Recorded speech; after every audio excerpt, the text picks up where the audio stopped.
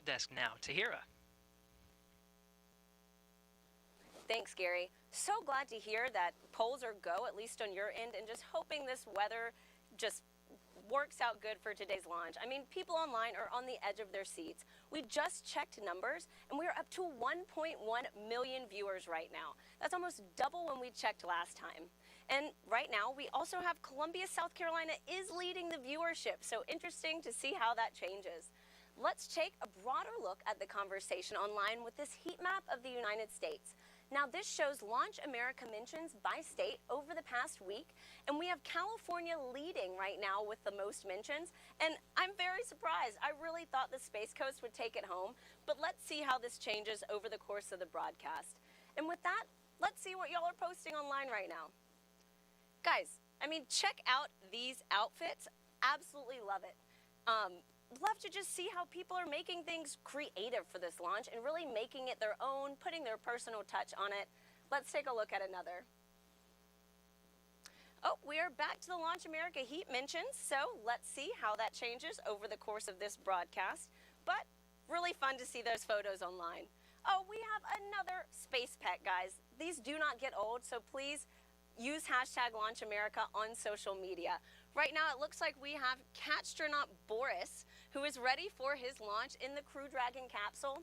I love seeing the pet owners unite for this mission. So like I said, definitely use that hashtag. We will be looking for it during the show. Marie, what's the latest at Kennedy? Thanks to Hero, we are at T-minus 2 hours, 26 minutes, 47 seconds and counting from liftoff of the Falcon 9 from the Kennedy Space Center here in Florida, carrying NASA astronauts Doug Hurley and Bob Behnken. You see them right now aboard SpaceX's Crew Dragon spacecraft. It's been a very exciting day so far. The crew has been up since about 8 o'clock this morning as they prepare to head to the International Space Station as part of this Demo 2 mission for NASA.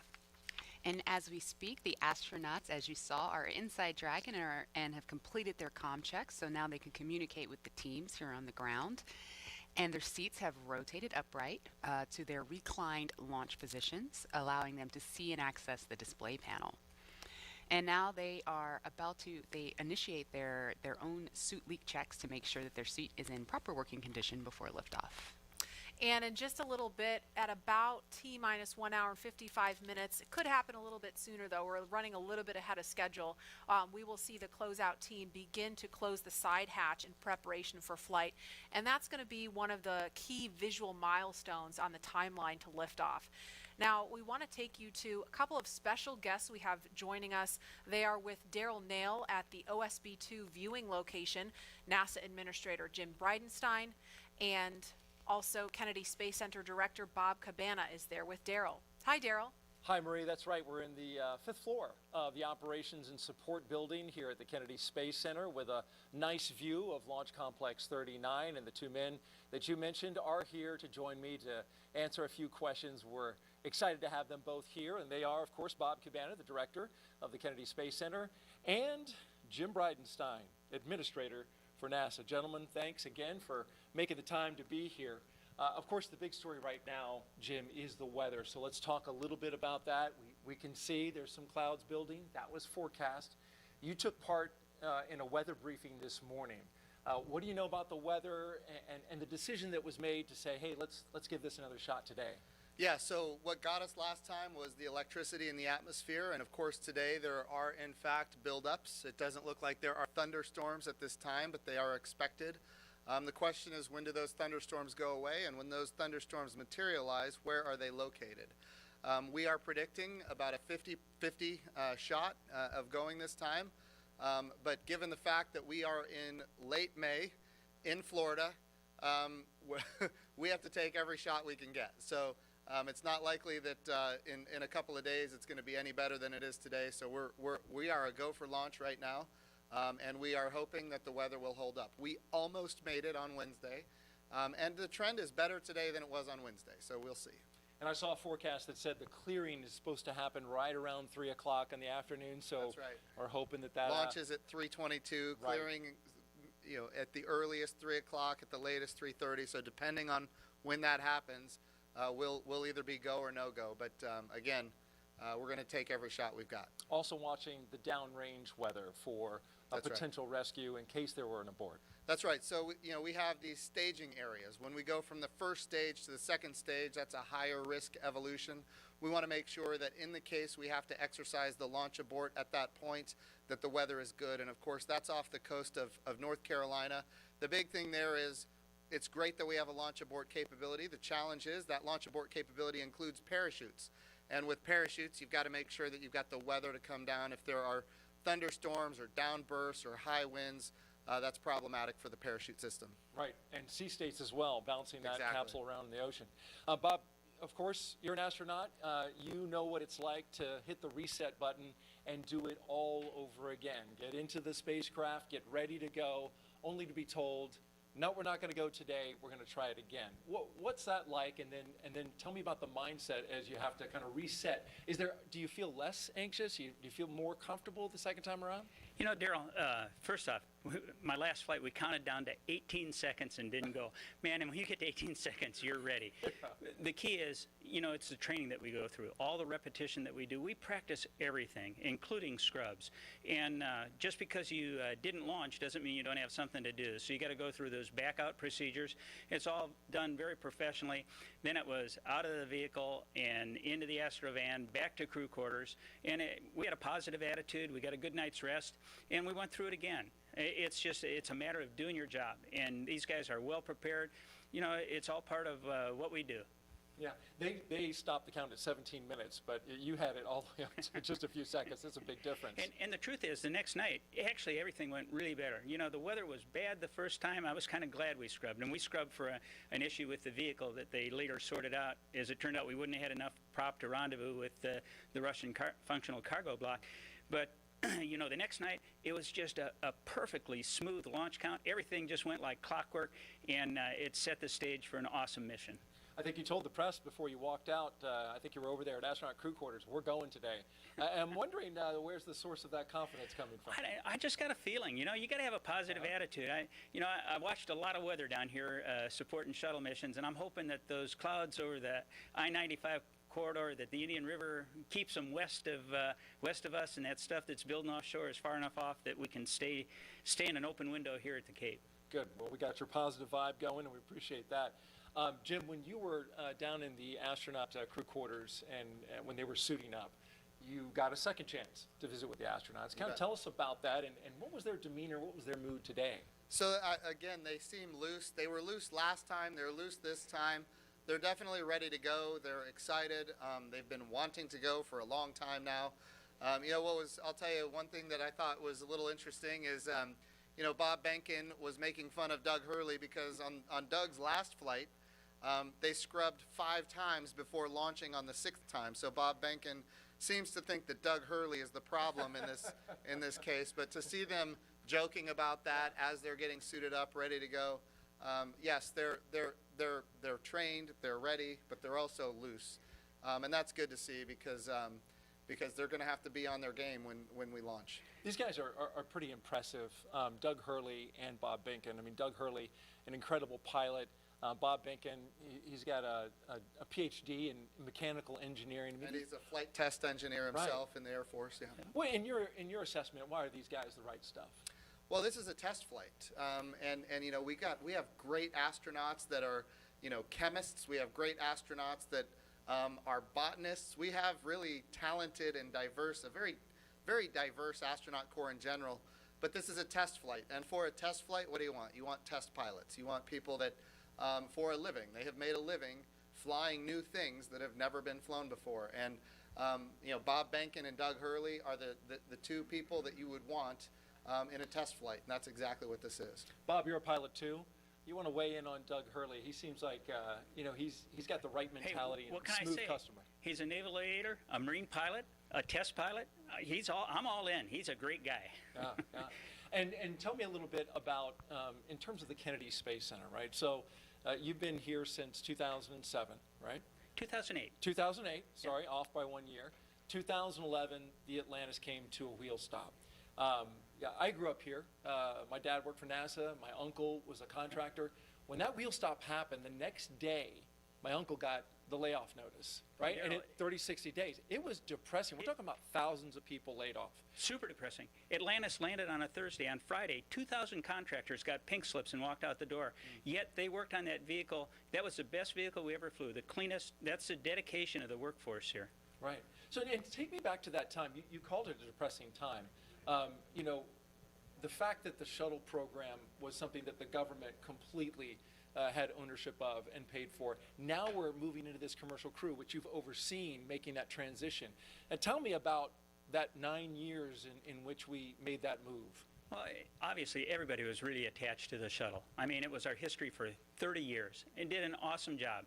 The Hubble Space Telescope, all the satellites it deployed, building the International Space Station. But when I first got here, I told everybody, the shuttle program's going to end. We have to start preparing for our future. And nobody wanted to hear that. But how many times in your life do you get to define what you want your future to be? And we set out on this bold goal of trying to turn KSC into a multi-user spaceport, supporting both government and commercial operations. And I've got a very persistent team. They worked extremely hard. And through a number of agreements, you know, we were able to make it happen. And this is the future. Commercial spaceflight, you know, the administrator says it all the time. We want to establish a commercial environment in low Earth orbit so that we can focus on the hard job of exploring beyond our home planet, to establish that presence in our solar system beyond planet Earth, establish a sustained presence on the moon, get to Mars, establish a presence there. We can't do that if we're locked here in low Earth orbit. And commercial crew with both SpaceX and Boeing, that's the beginning of a whole new era of spaceflight. All right, very good. Quick question. We've got, of course, a special guest coming back today. The President of the United States plans on being here. Jim, you took him around the first time around. How did that go?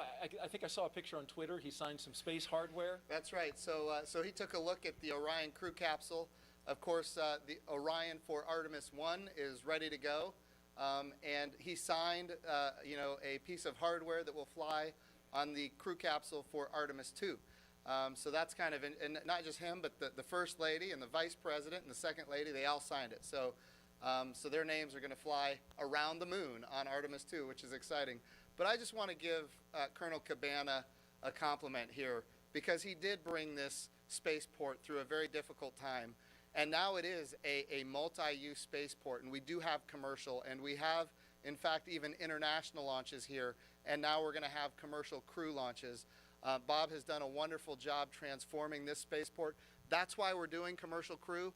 NASA wants to be one customer of many customers. We want to have numerous providers that are competing on cost, innovation, safety, driving down costs, increasing access. But even better today, when I took this job just a few short years ago, you know, our budget at NASA was around $19 billion. The budget request that President Trump gave us for next year is $25 billion. We are in a great position because the President is committed to space exploration. Of course, he's committed to the Space Force. We haven't had this much support for space since John F. Kennedy, and we've got bipartisan support. Everybody wants to see the Artemis program be successful. Everybody wants to see not just the next man, but the first woman on the moon, and that's what we're building here. Yeah, it's key to it all is that bipartisan support, and of course, what the work that Bob's been doing here. You can see the commercial activity all around this place. We're going to get to some questions on social media real quick that our audience wants to find out. So the first question is from James on Twitter, and he asks, what is the hardest part of going to space? And we're going to have to give that question to Bob. Well, Daryl, you know, nothing's hard if you prepare for it. And what we are afraid of is stuff we don't have knowledge about. And that's what we do when we learn how to be astronauts. We train, okay? You spend a long time as an astronaut candidate learning.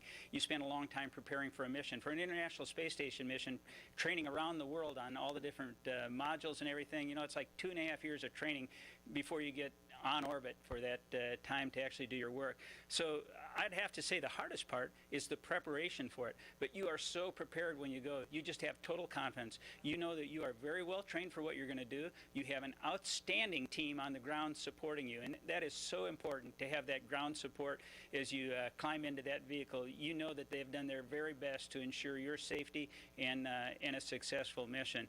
But after that, it's a piece of cake, except no simulator on Earth can prepare you for what those guys are going to feel. It's better than a cat shot off an aircraft carrier. I believe it. Maybe one day I'll get to try. The commercialization effort means we want everybody to be able to fly into space. That's the goal. Absolutely. That's a great point about preparation, because that's not the highly visible part. The launch is, and so it's good to know that all that preparation leads to that confidence. By the way, just an update operationally, they're getting ready to close the hatch door. You can see on your screen there, the workers there are getting ready to get that closed, and working on that right there with Doug Hurley and Bob Binkin on the inside of Crew Dragon. Our next question is from Mathis on Twitter, and he asks, what kind of operations will the astronauts do between the liftoff and docking with the International Space Station? I know you pay a lot of attention, Jim, to the operations, especially of this mission. You bet. What do you know about that? So there's a number of things. The first thing that they have to do is, of course, we've got a number of burns to get in phase with the International Space Station. We've got some boost burns as well. We're talking about, operating the rocket engine to get in alignment with the space station. But I'll tell you, the biggest thing that we need the astronauts to do once they get on orbit and before they dock is rest. We need them to eat, we need them to rest, we need them to be prepared for that docking. Once they are in the range of the International Space Station, they're going to start maneuvering the spacecraft themselves. Not automatic, but they're going to do it themselves. They are in fact test pilots, and as test pilots they will test fly this vehicle to make sure that it operates as advertised. And of course then they will dock with the International Space Station. And a unique capability here is it's automatic rendezvous and automatic docking, and so we're going to be able to see that for the first time as well. That's going to be exciting to see. Thank you for sharing that with us. Jim Bridenstine, Administrator of NASA, Bob Cabana, Director of the Kennedy Space Center, thank you both for joining us. And we're going to send it back to Marie in the studio. All right, thanks a lot, Daryl and Mr. Bridenstine and Mr. Cabana for joining us.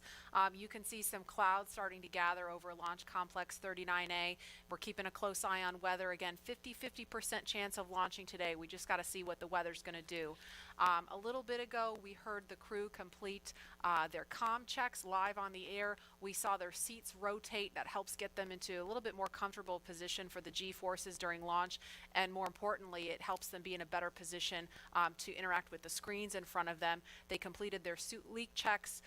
We saw during the interview just a few minutes ago the hatch begin to close, and so inside the white room there, the pad closeout team is in there still doing some work. That hatch close is, it's not as simple as just closing a car door. There's a process to seal it and check it and make sure that everything is sealed properly, right, Lauren? Yeah, that's correct. If they haven't already started, one thing that will be coming up next is the leak check. What they'll do is they'll attach a piece of ground support equipment. They don't have it in their hands right now, so it looks like it hasn't started yet. Ah, there it is. You can see it there. The closeout member number 5, it's already attached to the side hatch mechanism. And what they'll do is they're essentially checking for the leak rate. And they'll hold pressure there for a few minutes and then track that change in pressure over time to make sure that it's within bounds, making sure that you don't have any issues with those O-rings there that are holding that pressure. And so once they complete that leak check, they will then do what is called the installation of, or the final installation of the SPEP, or side pressure equalization plug. That's basically a plug that once the capsule splashes down, what you'll do is actually remove that, and what it does is equalizes pressure across the hatch. So once that thing is plugged in, you know that everything is super tight and that you shouldn't have any leaks on orbit. One of the other things that I think is pretty cool about Dragon, you can kind of see them on the edges there are some of the windows. And I know that Dragon started out as it was Cargo Dragon. You have your cargo version, and before you moved on to the Crew Dragon version, but you even had windows on the cargo version. Can you explain kind of why that was? Yeah, the very first Cargo Dragon that we ever launched had a window over the hatch, over the side hatch, and the reason we did that is we always envisioned Dragon to ultimately be a crewed vehicle. So even in the beginning, for the very first vehicle we ever made, which didn't even really carry much cargo, we put that window there, and it to us symbolizes what Dragon's purpose has been all along. Taking those steps, starting off with the CRS program and resupplying the space station with experiments and food and crew provisions for the astronauts on board, to now putting our own putting NASA's astronauts in our own vehicle. It's that natural progression to what we were aiming for the whole time. And Leland, what's your take on the touchscreen technology? We saw a little bit about that. Obviously, this is a very different kind of look than what we saw during the space shuttle. You know, it's the future. I mean, we had our LCD displays, and we had lots of buttons to press, and valves and switches. And I think this new technology will allow us to get through procedures much more much faster, because we had paper flight data file that we're having to turn to different pages and get to things. And I think this will make it much more efficient to go through your malfunctions and your procedures with the touch screens. And I think having the gloves, being able to touch the screens and work within the gloves, everything's kind of sleek and efficient. There's not a lot of wires and things hanging off, and their knee boards, you can see their knee boards on their left knees. So that's for some extra little notes and things. The hatch is closed now. There's some commentary. We are ready for the post-ingress briefing when you are ready to copy. And we just heard confirmation on the loops that the hatch is closed. So that is a little bit ahead of schedule. We are motivated to go today. We're ready. Go ahead. Okay, on the weather, we still have some rain showers moving through the area, but we do have a reasonable opportunity today, so we are proceeding into the count. We are going to take a look at both pad and ascent track weather at T-minus 1 hour and 30 minutes, and the next decision point will be prior to prop load.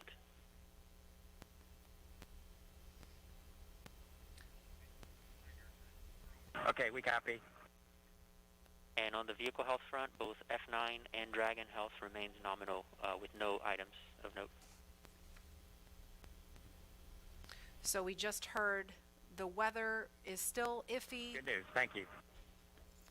The weather is still iffy. This concludes the post-ingress brief. Report when ready for comm checks with Falcon 9 operators.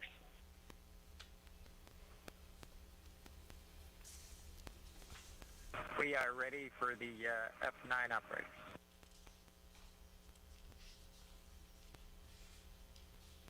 Copy. Expect that shortly.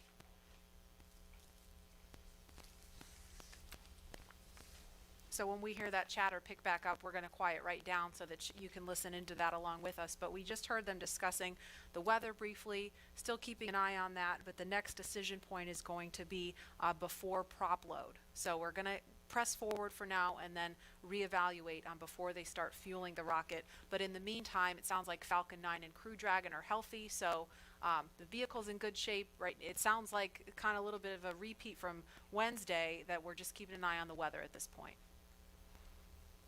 You can see on their left legs, well, in that previous image. Dragon SpaceX comm checks with F9, you can expect it in about 1 to 2 minutes. Dragon's ready.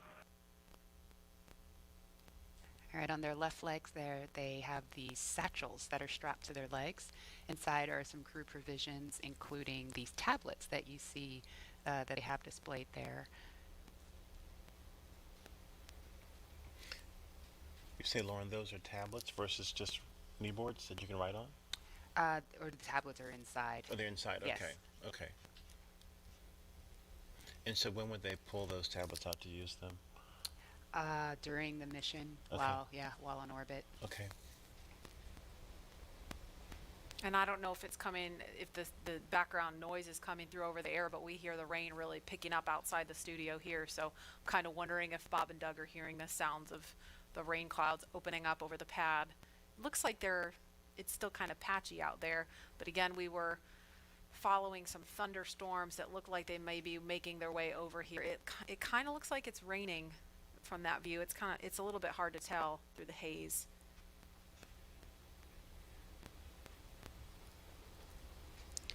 All right, launch is now just over 2 hours away. Tahira, you are there with the social teams. Now that the hatch is closed and the rain's picking up and all kinds of exciting things are going on right now as we count down and get into the last 2 hours of the count, I bet things are getting pretty interesting on social media. Hey, Lauren. I mean, yes, they are. So many different things are going on right now, and I think people online are just wondering what's going to happen with today's mission. I have TweetDeck open right now, and it is just scrolling with the conversation of people around the nation talking about today's launch attempt. We also just checked viewership, and we are now up to 1.4 million people watching this live broadcast, so really hope things look good with weather. And on that note, let's take a look at some of the things being said on Twitter right now. So it looks like, oh, we just have some more future astronauts. I really love seeing the young generation just getting mobilized, getting excited about today's mission. Looks like we've also got some Godspeed and safe travels for both astronauts today. Really do wish them the best of luck on the second attempt. Hope it happens. Some throwback photos, all from people visiting NASA's centers, and also just let's do this. I love this can-do attitude, and I just love seeing that people are still keeping the energy alive for today's launch. So there were obviously some disappointing reactions to Wednesday's scrub, but let's take a look at how people are getting excited for today's attempt. Let's roll.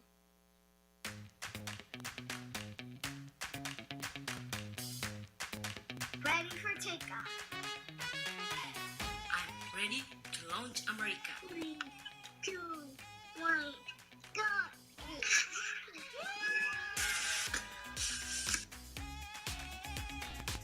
Ready for liftoff?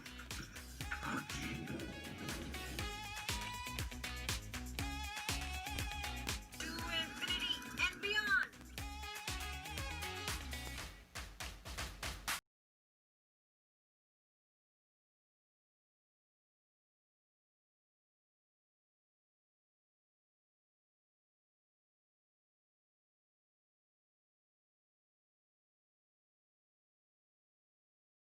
I hope you guys make it safe to the space station.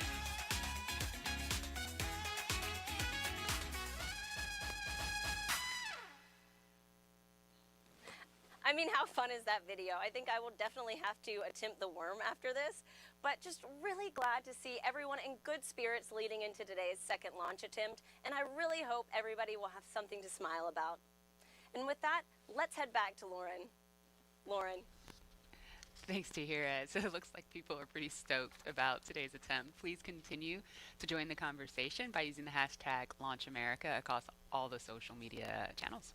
Yeah, I really love seeing the little kids get excited. I know my 3-year-old is super excited. She's got an astronaut sleeping bag and Really? she loves to climb in it. Yeah, it's the body of the bag is a spacesuit, and then the head is empty where the pillow is. So when she gets inside, it looks like she's got a spacesuit on. So she loves it.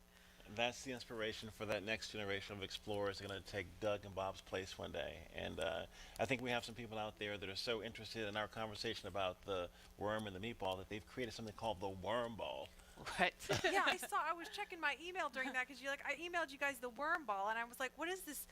I'm having a hard time seeing it, but what is the worm ball? So it's a NASA meatball, which is, what it should be.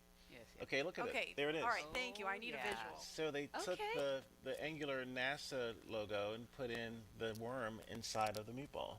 Can you live with that, Lauren? You know what? That's a beautiful compromise. I'll take it. I'll take it. It's a nice marriage of the two. Oh, I love you, man. Truth.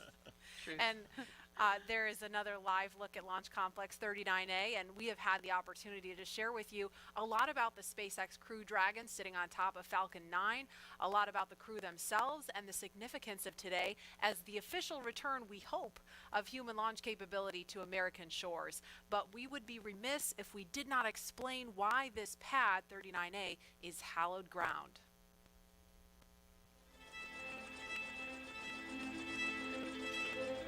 We're go. Same height. We're go. Altitude, velocity, light.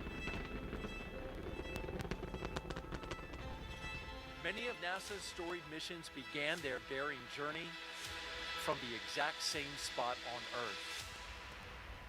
Launch Complex 39A at the Kennedy Space Center. This massive structure of steel and concrete has cradled rockets and guided each on their fiery ascent to space for over 50 years. There can be no launch without a launch pad, and this hallowed ground has a history greater than any other. Having evolved and been reshaped for each new era of spaceflight, it's alive with a heartbeat as strong as the first. Launchpad 39A came to life under the direction of project engineer Harry May as NASA ramped up its efforts to achieve an unprecedented calling. Why, some say the moon. Why choose this as our goal? And they may well ask, why climb the highest mountain? In 1962, Earth-moving machines sculpted its massive pyramid base to a height of 40 feet. Then, concrete was poured to hold it in place. To launch the world's first moon rocket, engineers cut a flame trench nearly the length of 2 football fields down the middle of the mound. It was then lined with heat-resistant bricks to deflect 7.5 million pounds of earth-rattling thrust, first felt on Apollo 8. Less than a year later, Apollo 11 launched from Pad 39A. And hundreds of millions of people around the world watched as it landed on the moon 3 days later. Nearly a decade after this Apollo era, 39A again took center stage with a new, one-of-a-kind spacecraft, the Space Shuttle. Millions of pounds of additional steel for service structures transformed the look, but not the purpose: human spaceflight. In all, 82 space shuttles blasted off from 39A until the very last. Start. T-minus 10, 9, 8, 7, 6, 5.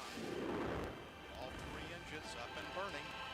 2, 1, 0, and liftoff. The final liftoff of Atlantis on the shoulders of the space shuttle. America will continue the dream. Roger, roll, Atlantis.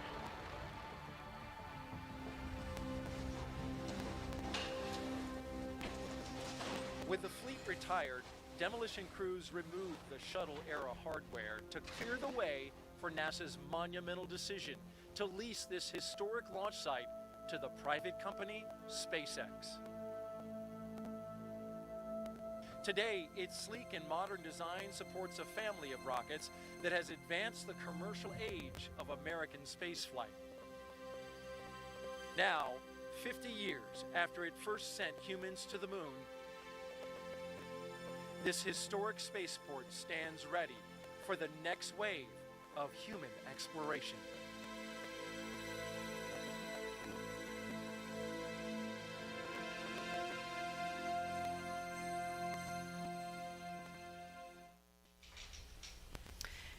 And we're looking live again at Pad 39A. We're looking at the pad closeout team. You can identify them by their numbers there, and we heard confirmation of the hatch being closed just a few minutes ago. So again, things a little bit ahead of schedule. And when I say ahead of schedule, I don't mean the launch time is changing. I just mean some of the specific milestones in the timeline. Those times are a little bit flexible, but that launch window remains instantaneous at 3:22 this afternoon.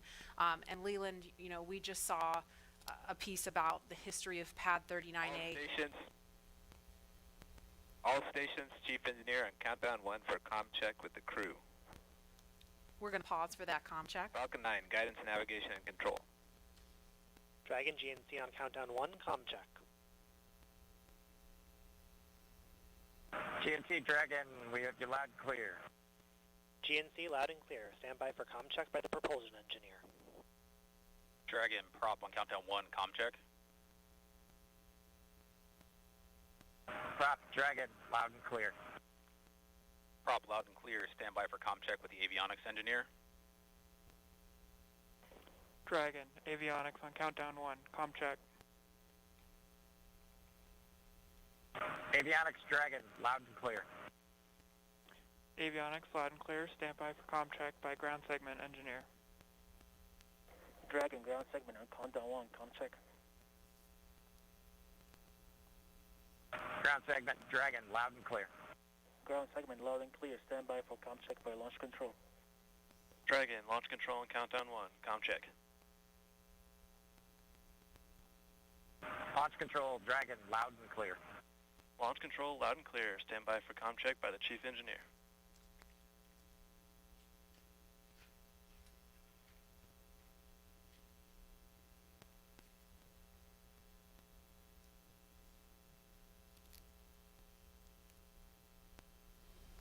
Dragon, Chief Engineer on countdown 1, comm check. Chief Engineer, Dragon, we've got you loud and clear, Bala. Chief Engineer, loud and clear. This completes the Falcon 9 responsible engineer comm check.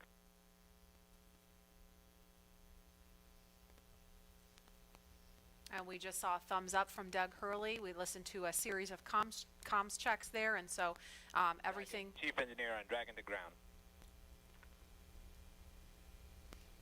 Loud and clear on Dragon to ground. Loud and clear. Well, good luck, and let's see if the rain clears up. That sentiment is shared by all here. Do it. Copy that.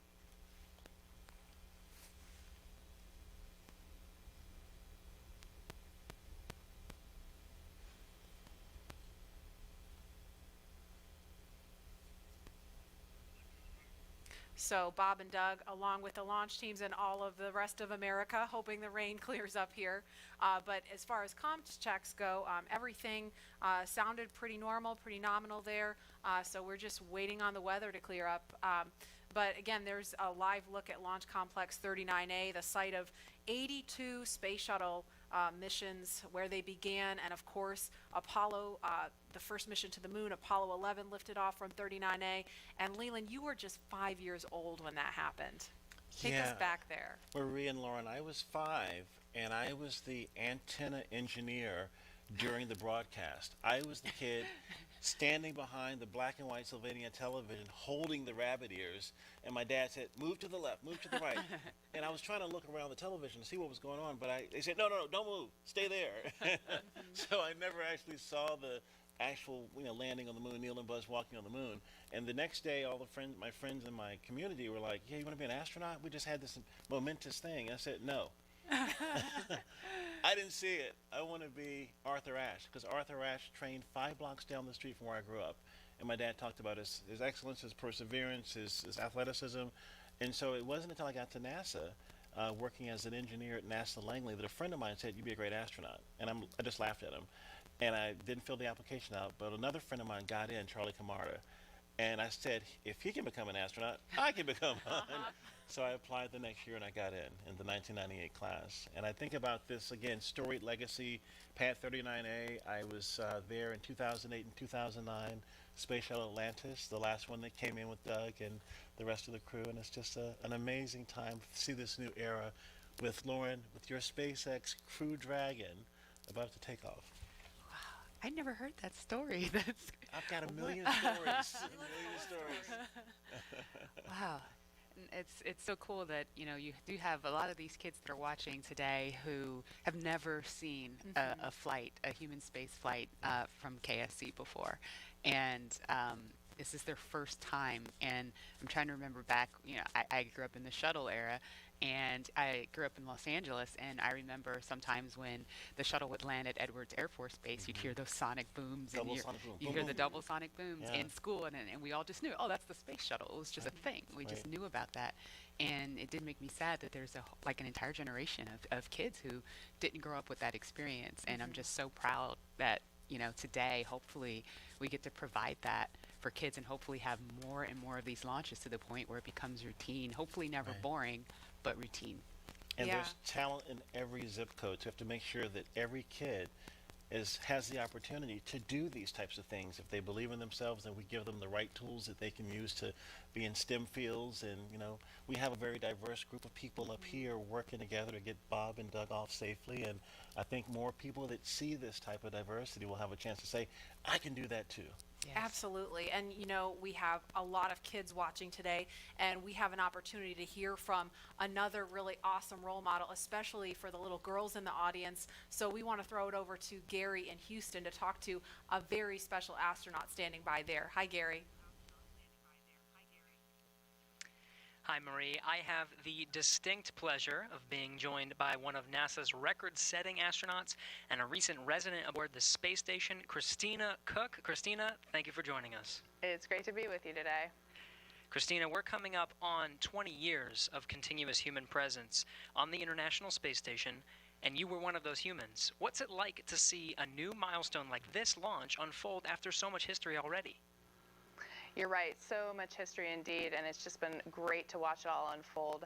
I think for me, the most exciting thing is how NASA is not only innovating in what we do, exploring the universe, pushing the boundaries, getting knowledge on the space station, bringing it back to Earth for benefits here, but in how we do it. We're innovating in the implementation of those goals and of our mission.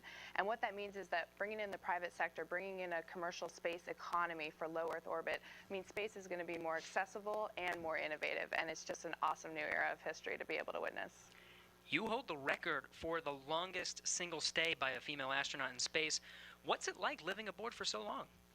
Well, it is truly a privilege every single day. I have to say, it's a beautiful thing to look down on the Earth and to be able to kind of contribute to a space program that you yourself have held in such high regard your entire life. I would say that the biggest challenge going into sort of those longer times is remaining vigilant. The engineers make it so easy to live on board the space station. Sometimes you forget you're actually surrounded by such a hostile environment.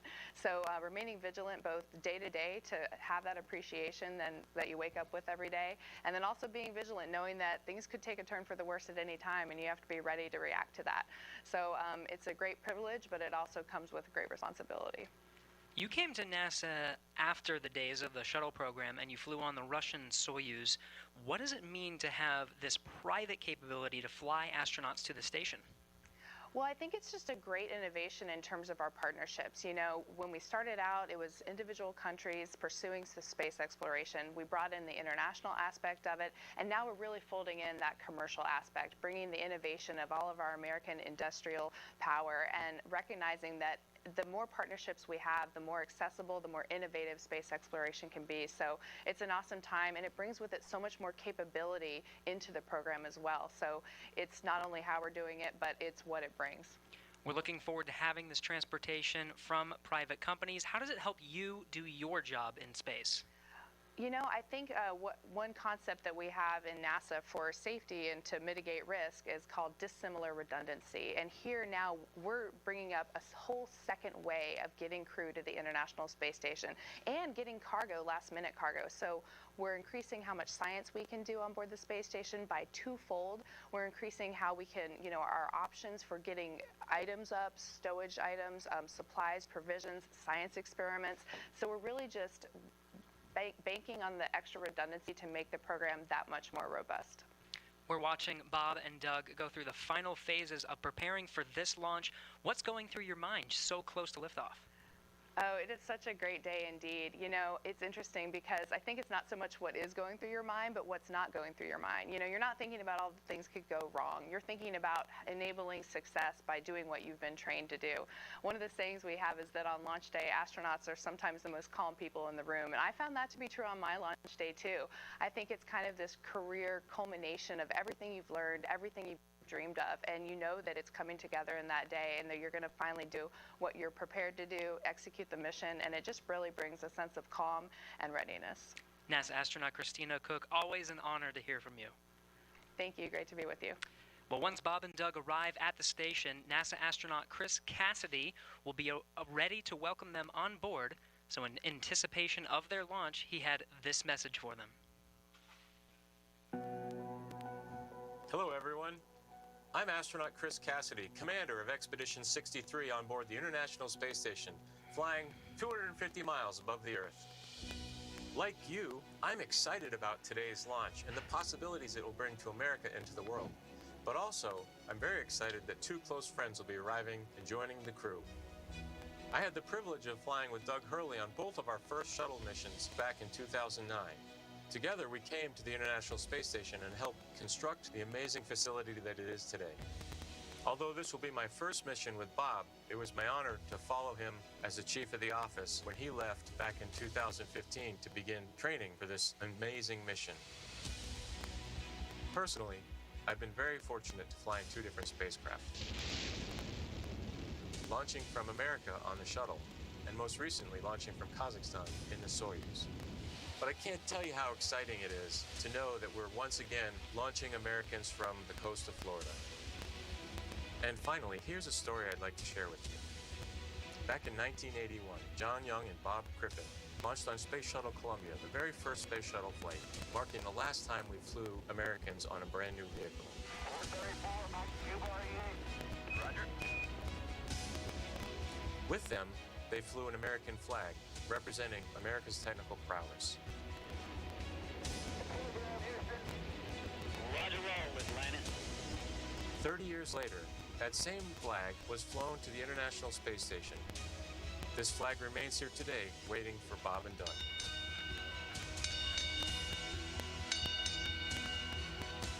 Our flag means so many things to our country, and this small piece of America represents what we'll be able to achieve together. We'll never stop exploring.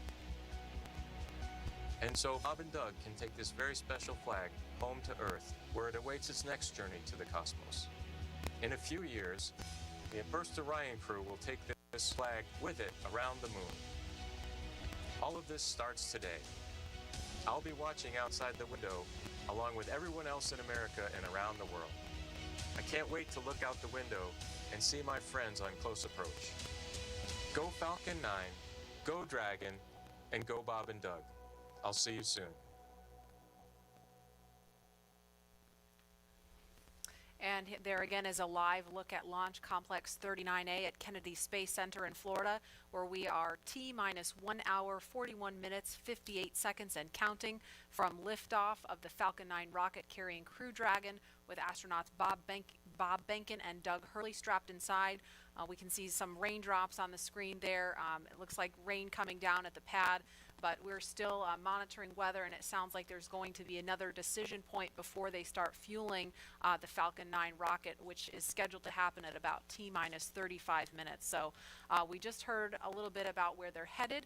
If the weather cooperates today, to the International Space Station.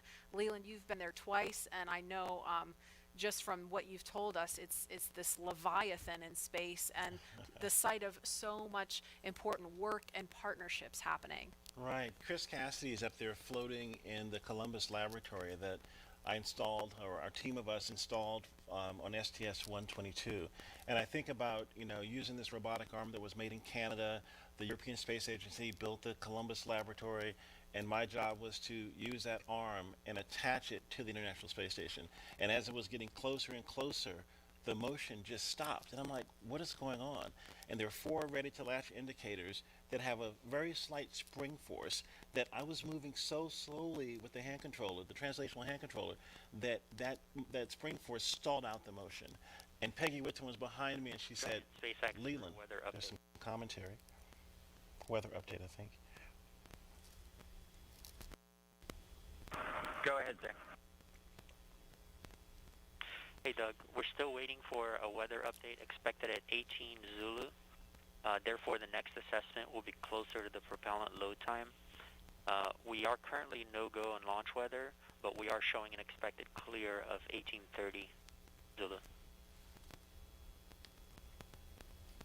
Okay, copy all. Thanks for the update. So we just heard if they were to launch right now, the weather would be no-go. However, it sounds like there may be an opportunity if the weather clears, as it sounds like they expect it may. So again, we're gonna keep listening as we continue talking. If we start to hear any kind of chatter, especially if it's about the weather, we're gonna do our best to quiet down so that we don't step on that and everyone can hear it along with us. But Leland, you were just talking about the work on station, and Peggy Whitson was getting ready to tell you something. Well, so the Columbus laboratory is stalled out, is about to be attached, and there are 10,000 people waiting. Their job security depended on me installing this thing properly. Right. And Peggy said, Leland, push just a little bit harder on the hand controller, and all 4 ready-to-latch indicators went green. And I was like, yes! And that was our primary mission objective, but that paled in comparison to what happened next. Peggy invited us over to dinner in the Russian segment, and we had this meal with people from all over the world, Russian, German, French, African American, Asian American. This diversity that we talked about earlier, were up there breaking bread at 17,500 miles per hour while listening to Sade's Smooth Operator. It blew my mind. It was Smooth Operator, right? What an appropriate song for the I know. job too, right? Wow, does she know? She knows now. Yeah.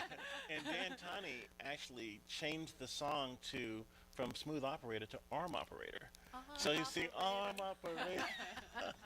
I love it. Love it. And Leland, you actually, we were in another taped segment when you got a text from Drew Foystel. Can you share that with us? Yeah, Drew Foystel, his good friend, just sent me a text saying that the families say hello to all who are watching and thank the nation and the world for their support and interest. And Chris Ferguson just actually sent me a text. He was the commander on STS-135 and one of my classmates from the 1998 class, and he says, "Way to go, Godspeed on Crew Dragon." That's awesome. It's great to hear those words of support.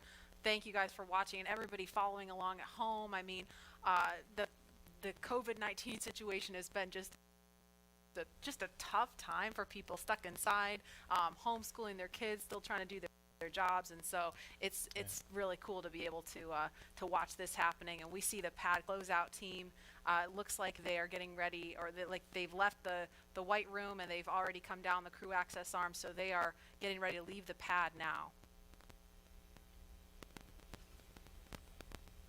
And we are going to go now to the Operations and Support Building 2, where Daryl Nail is standing by with NASA's Chief of Staff to talk to us a little bit about some of NASA's ambitions beyond the International Space Station and its work with the Commercial Crew Program. Daryl? Yeah, that's right. We're here in the mission briefing room at the top of Operations and Support Building here, where there's a lot of important people that are gathering to watch the launch here. And one of those people, it's not me, by the way, one of those people that is important is Gabe Sherman, NASA's Chief of Staff. We appreciate you being here. Hey, thanks for having me, Daryl. You got kind of the inside of what's coming down the pike here at NASA. So, of course, today is Commercial Crew. We're focused on that, seeding the commercial market. But what's off in the horizon for NASA?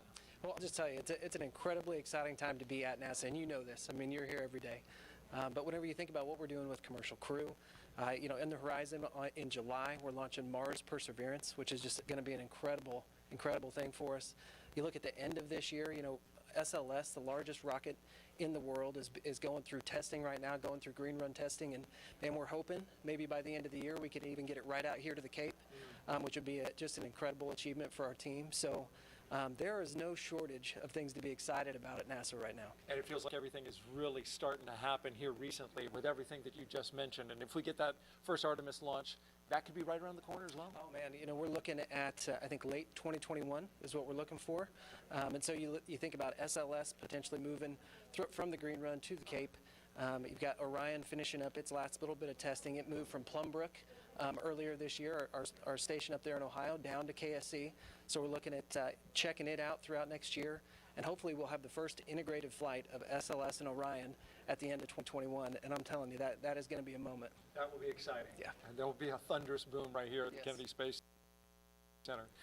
So with Mars as the end goal, how does all of this get to that end point? You bet. No, and I think that's what's so important about the Artemis program, right? Our long-term vision is to get to Mars. But, when you think about Artemis, everything that we're doing at the moon is helping us learn, prove out capabilities and technologies, work through the right mission durations, understand how we utilize the resources of the moon potentially to go further onto Mars. So the technology, the science, the exploration, architecture that we're putting together, each and every piece of it is helping us learn a little bit more, prove out a little bit more so we can take that next giant leap to Mars.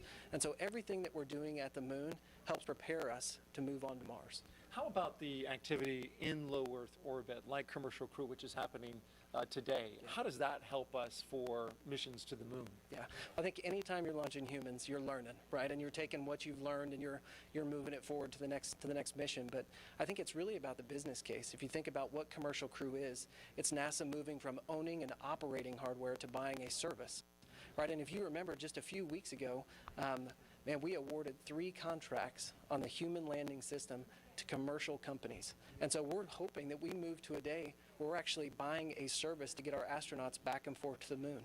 So actually enabling the commercial market to go from low Earth orbit all the way out to lunar orbit. And so Commercial Crew is a great proving ground for that, helps us prove out that business case, build those partnerships, and then we get a feed forward to the moon. So it means a lot. This means a lot as we move out. And it's really exciting when you talk about the Commercial Crew, the commercial aspect going to the moon, and those partners.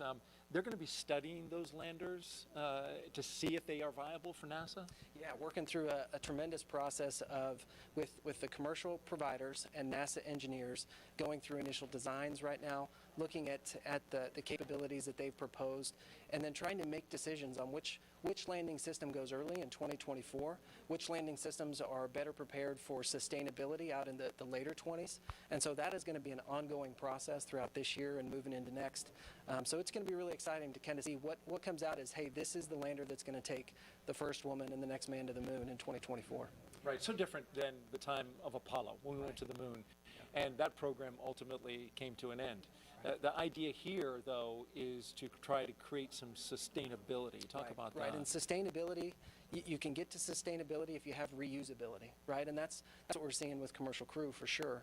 But whenever you think about our human landing system, you're looking at a system that we put out there at the moon once we get to sustainability, and it's going back and forth, taking multiple trips to the lunar surface, back up to Gateway, which you're familiar with, is kind of our smaller space station we're going to put in orbit around the moon. So we are building an architecture that is going to enable reusability at the moon. Apollo never had that. And so whenever you think about driving down cost and increasing access, reusability, sustainability are critical. So you get to see everything from a very high level at NASA. What's it like for you personally, I'm curious, to be here at the Kennedy Space Center to watch a launch and to just see this amazing facility where all of this activity happens? Yeah, I think sometimes people think since I work at NASA, I'm around this stuff all the time. I'm not, right? I don't get to come down here nearly as often as I'd like. So it's just as exciting for me as it is for anybody else in this room. When you think about all the hard work that our team has put in to get us to this day, to actually come down and be a part of it with them, it's just overwhelming and incredible. So we're just a little bit excited. All right, Gabe Sherman, NASA's Chief of Staff. We appreciate you joining us today and enjoy the launch. I certainly know you will if we're able to get that one off. We're going to toss this back now to Hawthorne, California. Joining us now is SpaceX's Lars Blackmore to discuss SpaceX's future ambitions to visit the moon and Mars. Thanks for joining us again today for a second round. You're welcome. Could you tell us just a little bit about your background and what you do here at SpaceX? Yeah, well, I'm in charge of entry and landing for Starship, which is SpaceX's next rocket after Falcon 9. And for that, I worked for many years on the same thing for Falcon. So hopefully today you'll see another one of those landings on a drone ship. Awesome. And speaking of that, what role does reusability play in getting people to the moon and Mars in the future? Well, it's really all about making human spaceflight affordable. And what you want for that is a 100% reusable rocket. Now, Falcon is only partially reusable, but Starship is going to be 100% reusable. And we've actually already started working with NASA on using Starship to send astronauts to the surface of the moon for the first time since 1972. Not only that, Starship will be refuelable on orbit. And the combination of those two things will let us send people basically anywhere in the solar system with more payload for less money than I think people have really been contemplating. I think for the first time we can seriously talk about things like lunar bases, or what SpaceX cares about most, a self-sustaining civilization on Mars. Right. So what you're saying is I will have an opportunity soon to get on board one of those spaceships. I very much hope so. Yeah. So speaking of reusability and landing, I know you mentioned Starship will be refuelable in orbit, but Falcon does come back and land back on Earth. What are the challenges with actually landing on the moon and landing on a planet like Mars? Yeah, well, you can't land like a plane because the moon and the Mars either have no atmosphere or have a very thin atmosphere, and even if you could, there's no runway that someone's built for you. So that's one of the reasons that we do propulsive landing on Falcon, because we want to figure out how to do propulsive landing. That fundamental architecture works on basically any planet. If you have no atmosphere like the moon, you do a propulsive landing burn all the way. If you have a thick atmosphere like Earth, you let the atmosphere slow you down as you float down and do a short landing burn at the end. And for Mars, which has an atmosphere but a very thin one, you do something in between the two. Wow, yeah, that sounds really difficult, and I'm sure there has been a lot of effort put into that. Can you tell us anything about what we're working on now to get us to a point where we can do a landing like that in such a harsh environment? Yeah, so figuring out propulsive landing is really the key part of it, but what people may not realize is that every time we bring Falcon back, we do something called an entry burn. So just before we hit the atmosphere, we light the engines to slow the rocket down.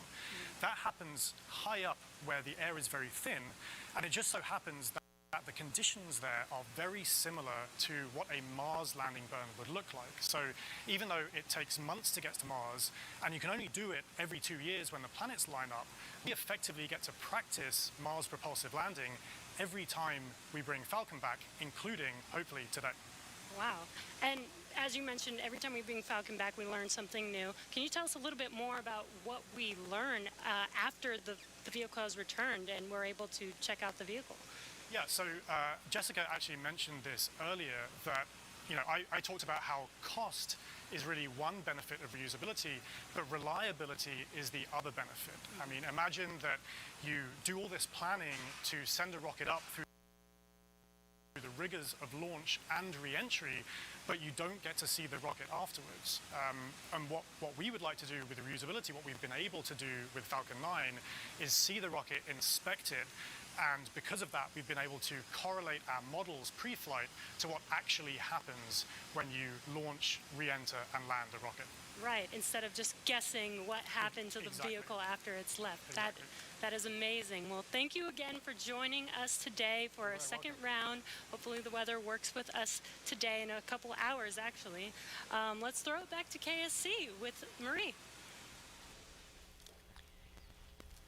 All right, actually we have Lauren here. Now today's mission opens up the door to one day, allowing the general public to be able to visit places like the moon and Mars. And as you've heard through several interviews today, reusability is a really, really important part of that. Imagine if every time you flew a plane from LA to New York, you threw it away at the end of the flight. That would mean essentially airline travel would be too expensive, costing hundreds of millions of dollars a flight, and almost no one would be able to fly. And so that's what SpaceX is trying to do here with reuse, allowing not just a handful of people to be able to go to space, but tens of thousands and hundreds of thousands of regular folks like you and me to be able to go to space. So, myself, when people like me have a chance to go, I know my dream is to land on Jupiter's moon, Europa. Scientists believe that there is a liquid water ocean underneath the ice and that it has the potential to be habitable. And so I'm super excited to get up close and personal to maybe some space fish. Leland, what about you? Where would you go? Wow, that's a pretty interesting destination. I think I would like to go to Mars. We've studied Mars so much and looked at it, and I think maybe having a Martian base that is dog friendly, bring the pups along, because I think as we explore, we want to take our families, our cultures, our traditions, with us, and flying with Doug and Bob is cool, but having more people, There's the dogs. the puppers, We love taking the the dogs. puppers to space. I mean, they're not. They look ready to go. They too. are ready to go. We just needed maybe some like SpaceX type suits for them, But it's that's what it's all about, exploration. Like the settlers going the west, they took everything with them, and they started these new communities and these new traditions. And I think that's what we do with space travel. We start new traditions and communities and bring everyone together as one family, one civilization. Absolutely. We're here for it. And knowing that the opportunity to fly to space as a private citizen is really just right around the corner, we have a new poll question on Twitter for you. If given the opportunity to fly to the moon, now we're talking the moon, would you fly to the South Pole where no one has ever been, or would you go to the Apollo 11 landing site? So those are going to be some interesting answers. And while there is not a ton of cargo on today's mission, Dragon is carrying two very special payloads, aside from Bob and Doug, of course. The first of those payloads is a series of custom art pieces entitled Humankind by Los Angeles artist Tristan Eaton. These indestructible, double-sided paintings made from gold, brass, and aluminum celebrate how far humanity has come, as well as how far we still have to go. It includes a beautiful homage to the Saturn V rocket, as well as a nod to Bob and Doug's current ride to space. And you can find more images and information about these pieces on SpaceX's social channels.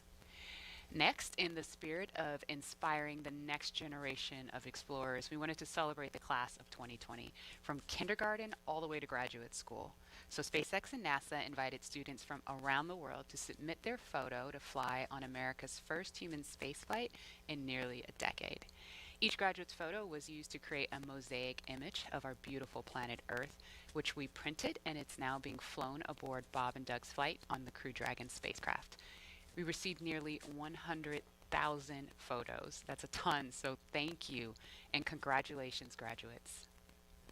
Yeah, I've got a couple of family members and friends who submitted their photos, so they're super excited about seeing their faces go to space in that beautiful mosaic. That was really cool. And again, that's what it's all about, you know, everyone coming together with their experiences and bringing them forward to space. And I think regular people flying to space, I mean, SpaceX is going to be flying, you know, non-government people, non-military people, but people that have a desire to explore and do new things and traditions off planet, as we say sometimes. Yeah, I mean, all this time since we've had the International Space Station, it's been government astronauts performing the research because you're the only ones we've been able to send, right? But we've I mean, had some tourists, though. We've had people that paid their way on a Soyuz rocket. Sure. Go. But it's really the billionaire boys club. You know, that's what Pharrell talks about with, you know, it costs so much money to go to space, and I think that price point will come down as we make this more, you know, more amenable for everyday people. Absolutely. And then eventually being able to fly artists and musicians and poets, people can tell the story of what they've seen out there. All right. Welcome. We are back live here at Kopernik Observatory, and Roy Williams will be starting his preview. Let's see here. Here we go. All right, take it away, Roy. Okay, thank you. Hey, we're all set today. Got my cue cards all ready to go here, and let's just run down the little welcome message here. Let some more people sign on, because I know a lot of people are signing on right now to see the launch. So welcome to Kopernik Observatory Livestream. We are watching a very historic event, hopefully, America's return to flight, okay? And so we're going to be watching from the Kennedy Space Center in Florida. We're broadcasting here from Kopernik Observatory and Science Center, located in Vestal, New York, on a big hill over 1,700 feet high. And right here, the weather's doing great, but we have to see what's going on down at the Cape, and it's looking like about a 50-50 chance of launching today. But you know, you have to try it. You know, you can wait and wait. It's tough during this time of year down in Florida, especially launching in the afternoon with the thunder convection builds up and you get more thunderstorms. So, but you got to suit up and get ready to go, because a window can open up and they'll launch. So I remember one time NASA years ago during the space shuttle program, you know, they actually scrubbed ahead of time, and because the weather forecast was so bad 24 hours later, and it turned out that was a huge mistake. It was a beautiful day. So you just never know. So anyway, I want to thank everybody for tuning in. And please subscribe and like as you go along. If you subscribe to our YouTube channel, you'll get notifications about events that are happening. I want to welcome Charlotte Valley students, and don't forget to fill out your exit ticket and tell me what you learned today.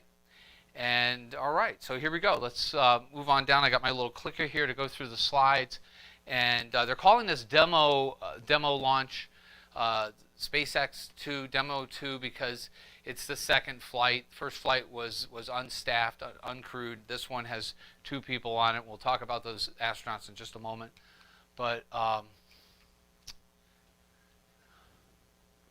there we go. And here's Kopernik Observatory. We have over 7,000 square feet, 4 main classrooms, 3 observatory domes, and you can see our beautiful sundial there. This was taken from drones over Broome County. They came up here one time, one of our Friday nights, and flew some drones around. Got some fantastic footage as well. So here we go.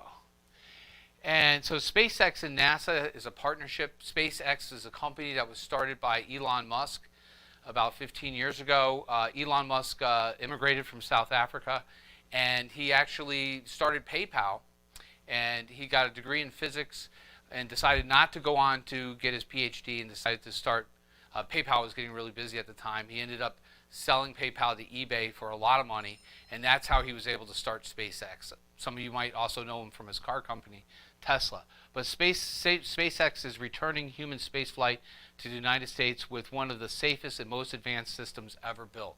One of the advantages of this system is that it actually has the ability to lift the capsule off of the rocket at any time, even while it's on the launch pad. And the space shuttle did not have that capability. So here's our astronauts, the crew of Demo 2. We got Bob Behnken and Colonel Doug Hurley. You can check them out on Twitter, Twitter/Astro Behnken, and then you got Twitter/Astro_Doug if you want to tweet with them. And just to kind of run down their bios, Doug Hurley on the right there, he's actually born in Appalachian, New York, and he actually went to Owego High School, so he's a local astronaut. He was selected in 2000 to be in the astronaut corps. He was a U.S. Marine fighter pilot, and he actually piloted the very last space shuttle launch. Robert Behnken was also selected in year 2000 group of astronauts. He flew twice on the space shuttle, as well as Doug Hurley flew twice as well. And he was really involved on the space station with getting the advanced robotic arm going on one of his flights. And he did 3 spacewalks, totaling over 37 hours spacewalking. And he was from Missouri. And he has about 700 hours in space. So these are 2 really good veteran astronauts ready to go. And here's what we got in terms of the rocket and the vehicle. You got the first stage and the second stage. We'll talk about that. The diagram on the left kind of shows you where those are and gives you some stats on it. The Dragon capsule is very much it's at the very top. So the first stage has 9 engines. That's why they call it the Falcon 9 rocket, because it has 9 engines, 9 Merlin engines. And it burns kerosene and liquid oxygen. In fact, the Saturn V rocket, the moon rocket, actually used the same fuel. So this is going back to an older type of fuel in that sense. Altogether, all 9 engines get up to 1.5 million pounds of thrust. The space shuttle had about 7 million pounds of thrust, so this isn't quite as big as that, but it's a smaller vehicle. These engines will burn for about 2.5 minutes and get it to an altitude of 50 miles. So the goal of the bottom stage is to get the second stage up to 50 miles, where the second stage will take over. The second stage has 1 Merlin engine, putting out about 200,000 pounds of thrust, and it burns much longer for 7 minutes. So basically about 10 minutes to get into orbit, but it will take about 19 hours before it rendezvous with the space station. All right, so on top of the big Falcon 9 rocket is the Dragon capsule, and you have the Dragon spacecraft carries up to 7 passengers, although on this flight it's only taking 2 since it's an experimental demo flight, so to speak. The pressurized section of the capsule is designed to carry both people and environmentally sensitive cargo. In terms of size, just to give you an idea of size, diameter is 13 feet in diameter, almost 30 feet in height. The trunk, which is the little cargo section on the back of it, has 1,300 cubic feet and can return over 6,000 pounds, which could be important to return things from the space station or to bring things up. Okay, so let's keep going here. Here's what it kind of looks like. On the left there is the Dragon capsule. That's what will come down with its heat shield, which is designed to last for 100 flights. It also has reaction control jets. When you look at those little ovals that are on the bottom of it, those are little reaction jets that can steer it. And the spacecraft that will be kind of launching up is mated with what's called the trunk. It's an unpressurized part of the spacecraft. All right. Okay. Here's the flight path of what it looks like. You start at the launch pad at Kennedy Space Center, and after they clear the tower, it will ascend and head up the East Coast, where the space station is in orbit. Its orbit is tilted 51 degrees to the equator, so the rockets that go up to the space station have to fly out at that angle. So they will fly up the east coast at 51-degree angle from the equator. All right.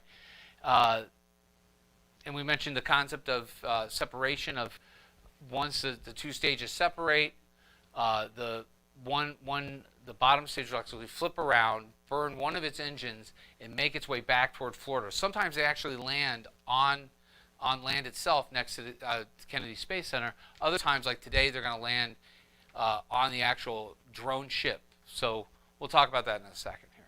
Got a better diagram for that. So in terms of what happens here, this kind of shows a little bit better, I think. After second stage separation, there's something called the reentry burn that the first stage does, and it makes its way, if you look to the lower right there, it makes its way to what's called a landing burn, where it's just off the ground. It fires its engine again. The legs extend at the last second. It's really cool, and does a soft touchdown. If you're able to see some of these things on land, if you ever see a flight down there, you'll actually hear the sonic boom. This is going to land about 20 miles out to sea. I'm not sure if people on shore will hear the sonic boom or not. They probably will, but all right, let's keep going.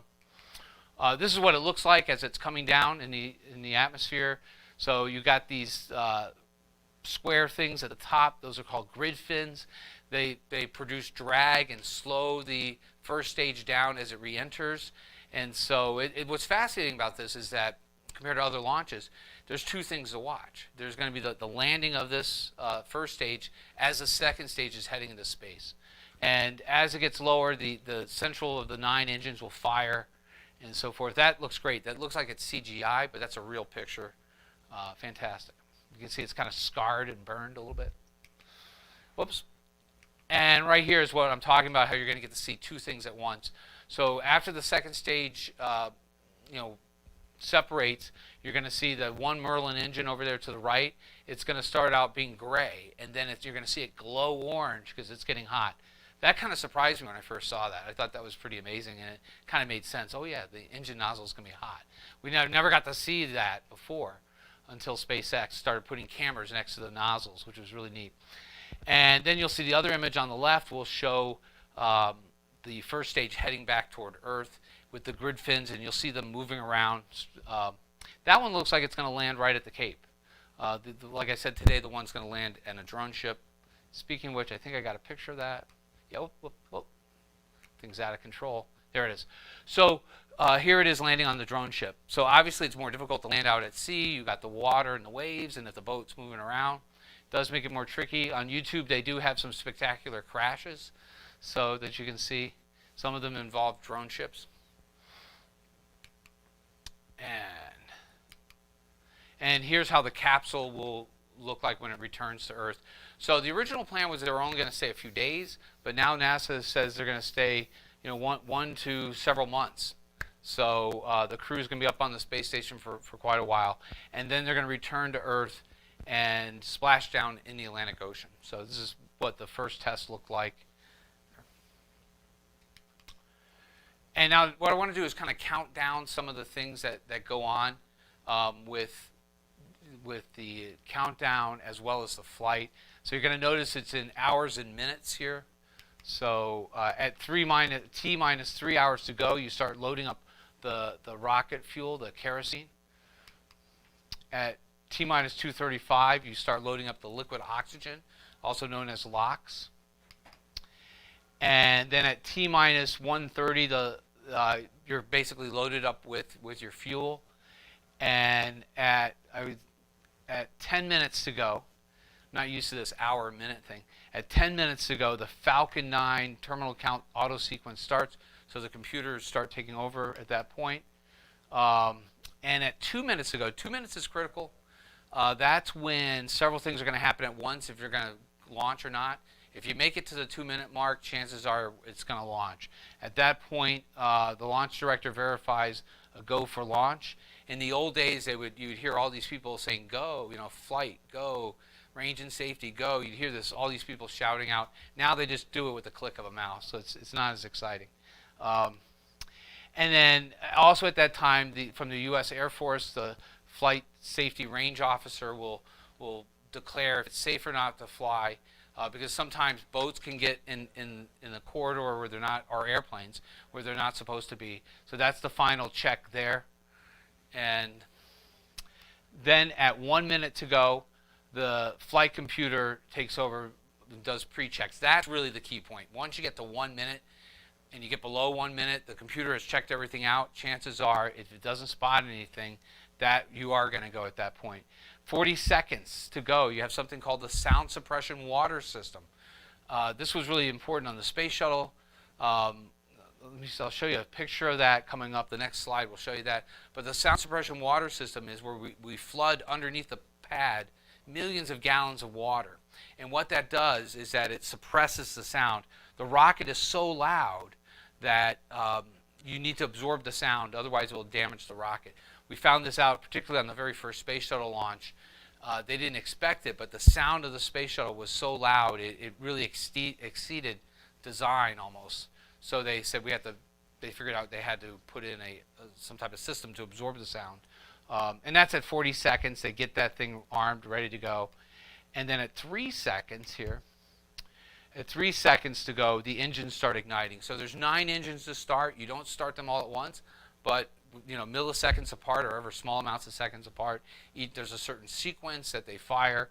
At 0 seconds, they're all up and running at full thrust, and then they release the rocket and take off at 0. All right. So that's basically the sequence of how it launches. In terms of the flight, here's the water suppression sound system. This is a test. Just kind of there's some people up there watching it. So anyway, that's a big test of. You can see all the water going. Not sure how well you're going to see that today. You definitely got to see it on the shuttle. Let's see. And then here it is on liftoff here to give you an idea of what it's going to look like. This is a Falcon 9 with a cargo. It's not with a capsule. But on the right-hand side of the screen, you'll see the speed, and then you'll also see altitude. Speed will be in kilometers per hour, and altitude will also be in kilometers. All right. And on the bottom, I don't know how well you can see it, but on the bottom, it will show you where they are. Liftoff, MECO. You're going to hear the word MECO. MECO is main engine cutoff. I'll talk about that in just a moment. So let's talk about the launch events as it's lifting off. At about 58 seconds, the spacecraft will be going through what's called max Q. This is maximum aerodynamic pressure on the vehicle. Even though they're flying through thinner atmosphere as they go up, they're going faster. So there's some sweet spot where you're building up the most pressure somewhere along that range, and that's at about 59 seconds. At that time, the engines typically will throttle back down a little bit to decrease the stress on the vehicle, and then a few seconds later, they'll go back up the thrust. At 3 minutes, or a little shy of 3 minutes, the first stage engine will cut off. That's called MECO, main engine cutoff, MECO. And then there'll be about 11 seconds. It's going to take time for the stages to separate and for the second engine to turn on. So and then the second stage ignites. And that's when you'll get the split screen. You'll see the one Merlin engine igniting and glowing orange, while you'll see the other rocket heading home, heading toward that ship. And then at 9 minutes into the launch, you have SECO, which is second stage, second engine cutoff. All right. And then there we go. And Dragon separates about a minute later. The capsule will separate a minute later after SECO. And then it's a 19-hour journey up to the space station. And as they approach the space station, the cap of the nose cone kind of lifts off, and this is how they're going to dock. So this picture kind of shows that. I think that's it with my slides. Let me check. Yeah, that's it. So anyway, let's see what the weather forecast is. Hopefully we'll get this done. Let me just double check my notes and make sure I didn't forget anything. But that's pretty much it. So let's keep our fingers crossed, and hopefully second time will be a charm. But this happens a lot. Weather can interfere with launches. All right, thank you so much, Roy. Appreciate the time and effort you put into that presentation. Now we're going to switch back to the NASA live feed, and let's hope the weather and everything else lines up for us for a good launch this afternoon. Certainly for all the folks that work in the commercial crew program, as well as SpaceX in our case, just working to get to this point.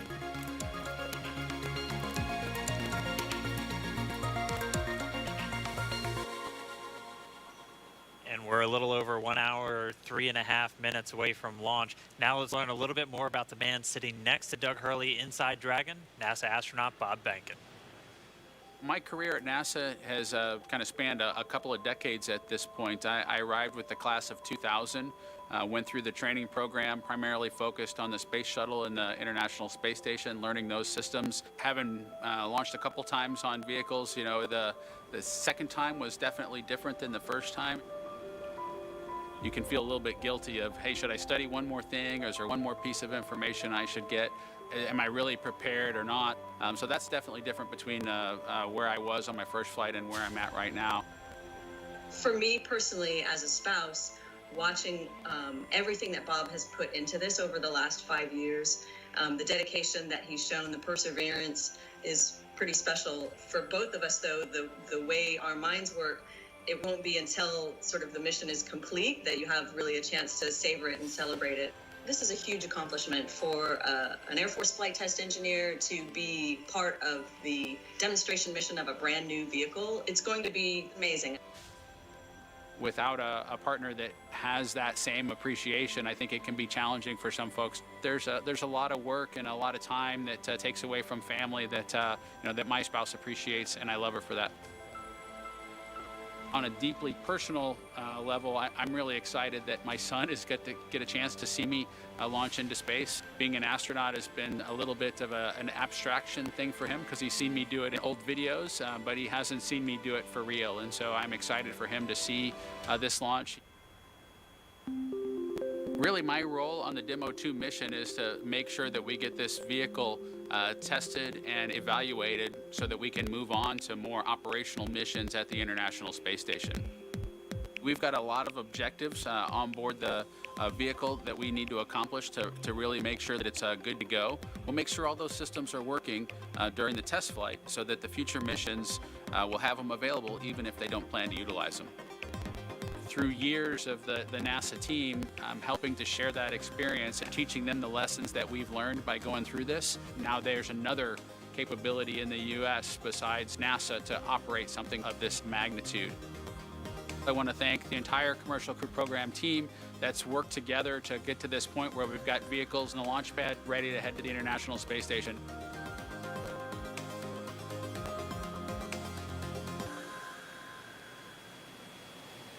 If we look even further into the not-so-distant future, flying on a mission to space will be an option for more people as SpaceX plans to also fly private astronauts on board Dragon. Earlier this year, SpaceX signed an agreement with the space tourism company Space Adventures to fly up to 4 passengers on an orbital trip aboard Dragon as early as next year. And of course, it's NASA that is making private astronaut missions to the space station a possibility. We are looking forward to these missions. We hope that you guys are all too. All right, we are just 20 seconds away from T-minus 1 hour.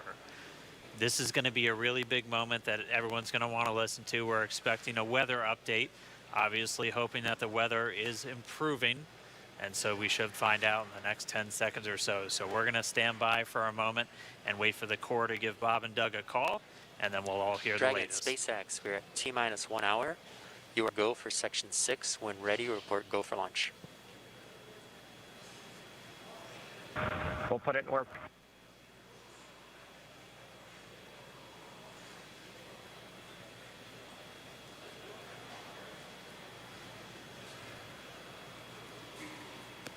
And that right there was a call for the crew to refer to some of their procedures. They do some final checks. You can see them checking harnesses, checking helmets, just making sure that they're strapped in and ready to go. And once they're done with that, the crew will report their readiness for launch.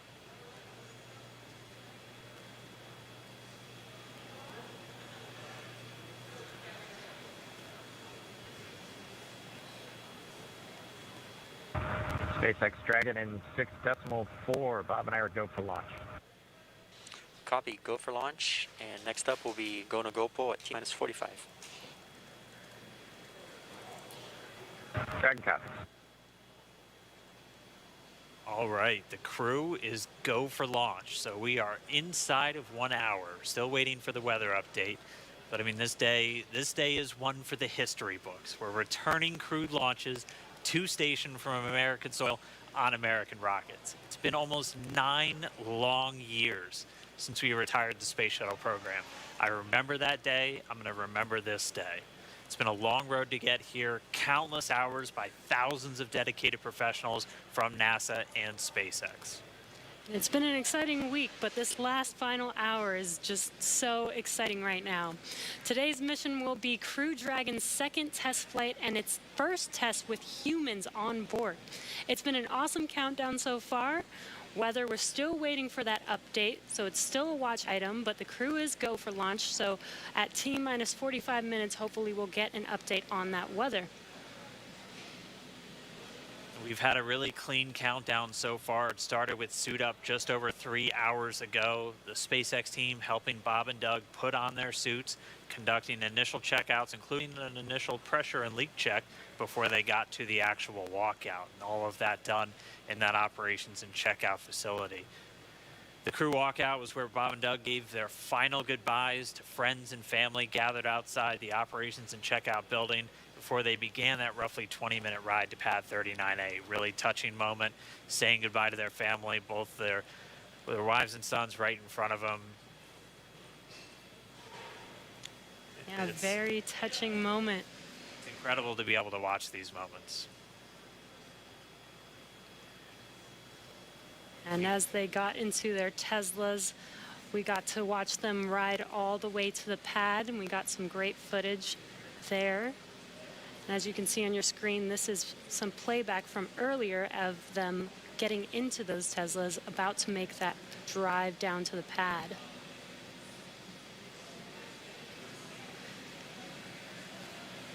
And once they got to the pad, they did take a minute to take in the sights, and they headed up the fixed service structure to begin the process called crew ingress, where Bob and Doug entered. And there you can see on your screen as they're coming through the crew access arm, entering the white room right before they are able to ingress into the vehicle there. Again, this was from earlier. Yeah, this all from earlier, and as we said, that white room, the last place on planet Earth they're standing before they climb into Dragon for the ride uphill. SpaceX carrying over a tradition that NASA had, where that was traditionally the room from Gemini, Apollo, and the space shuttle, that last place. About 30 minutes ago, we're back with some live video here. The team was able to close Dragon's hatch with Bob and Doug safe inside. So we are under an hour ago. Things are going to pick up as we get close to that go, no go to begin propellant loading and then arming the launch escape system. The crew pull for readiness was completed at T minus 60 minutes, and the Dragon pull for prop load is coming up here in just about 30 seconds at T minus 55 minutes. And then following that will be T minus 45 minutes will be the internal mission control Hawthorne pull, and then the launch director's pull for propellant loading. When we get to about T minus 40 minutes, the crew access arm will retract, and Bob and Doug will get the call to close their visors and arm the launch escape system. This is the automated system in place that can fire the 8 Super Draco thrusters on Dragon to quickly separate the crew from the rocket, either on the pad or during the flight on the ride uphill. And then once we reach T minus 35 minutes, propellant loading for the Falcon 9 will begin. We got there on Wednesday.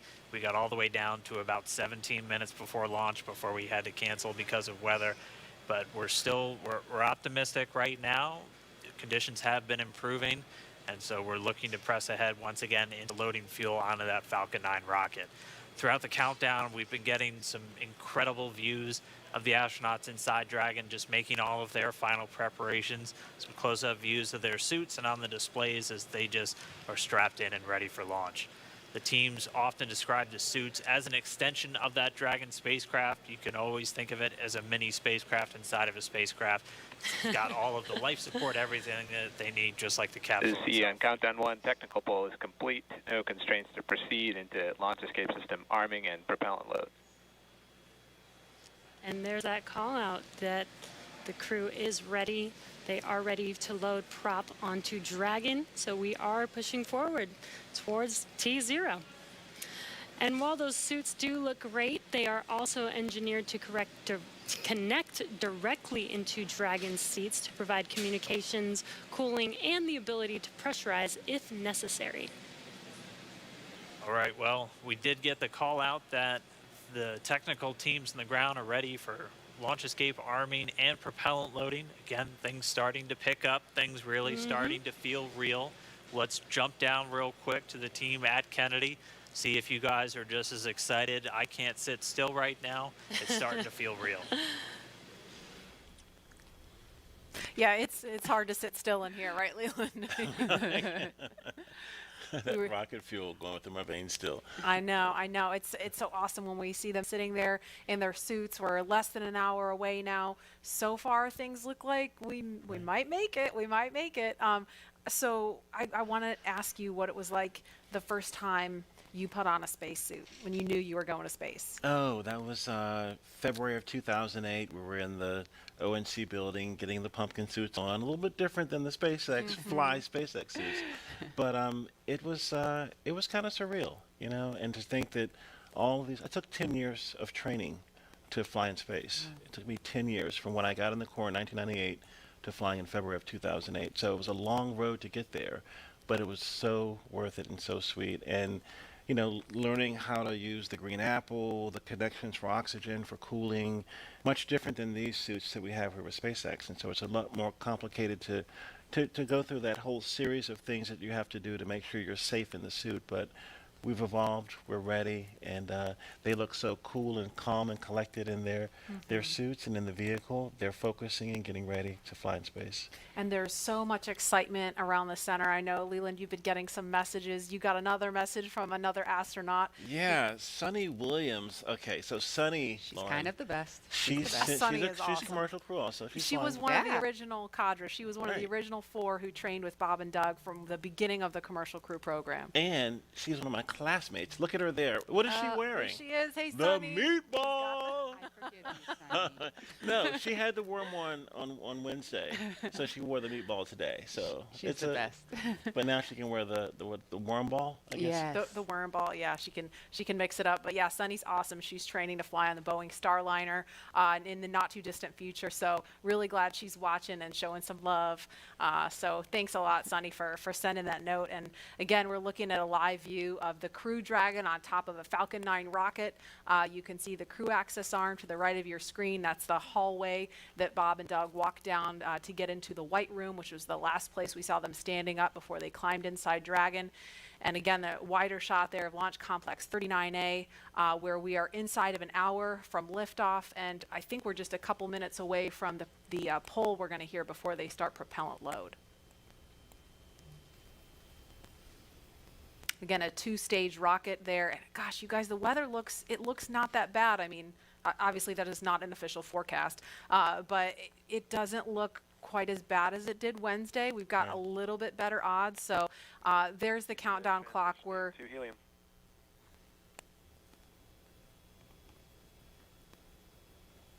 going to pause to listen to that comm.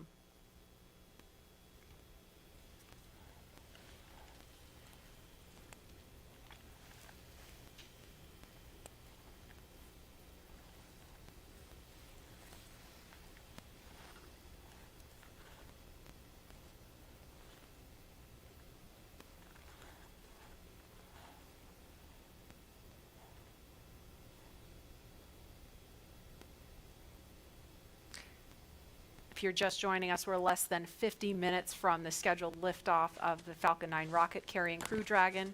And if we start to hear any kind of update on weather or polling, we will pause to listen in for that. But if things go as scheduled, we should be hearing the launch director verify go for propellant load at about T-minus 45 minutes. So we're going to send it over to Hawthorne to carry the ball. John Instrucker or Jesse, are you there? This weather is go at this time. Dragon copy, go weather.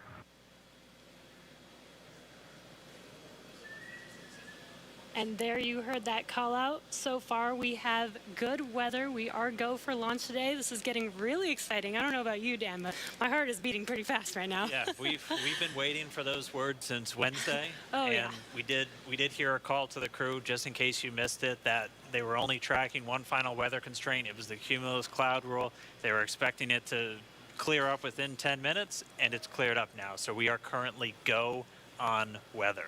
Yes, and it's been pretty incredible to be so close to launch, and the road leading up to this point has been pretty incredible as well.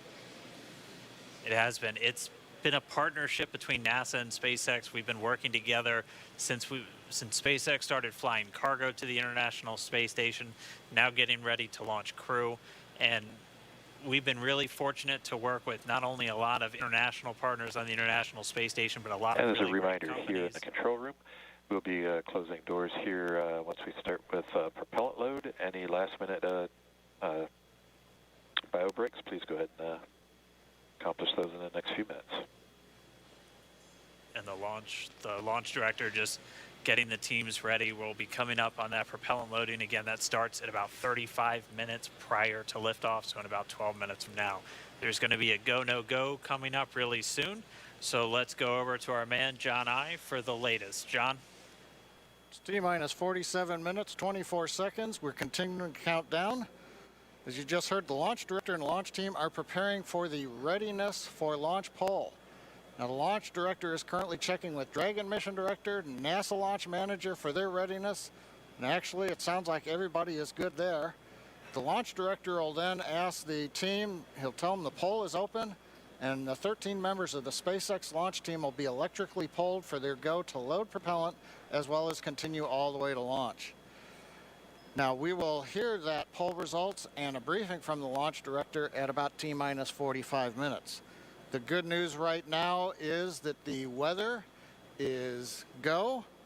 All the conditions that were read shortly a while ago at T-minus 1 hour have cleared. We're, as the weather forecaster said, cautiously optimistic.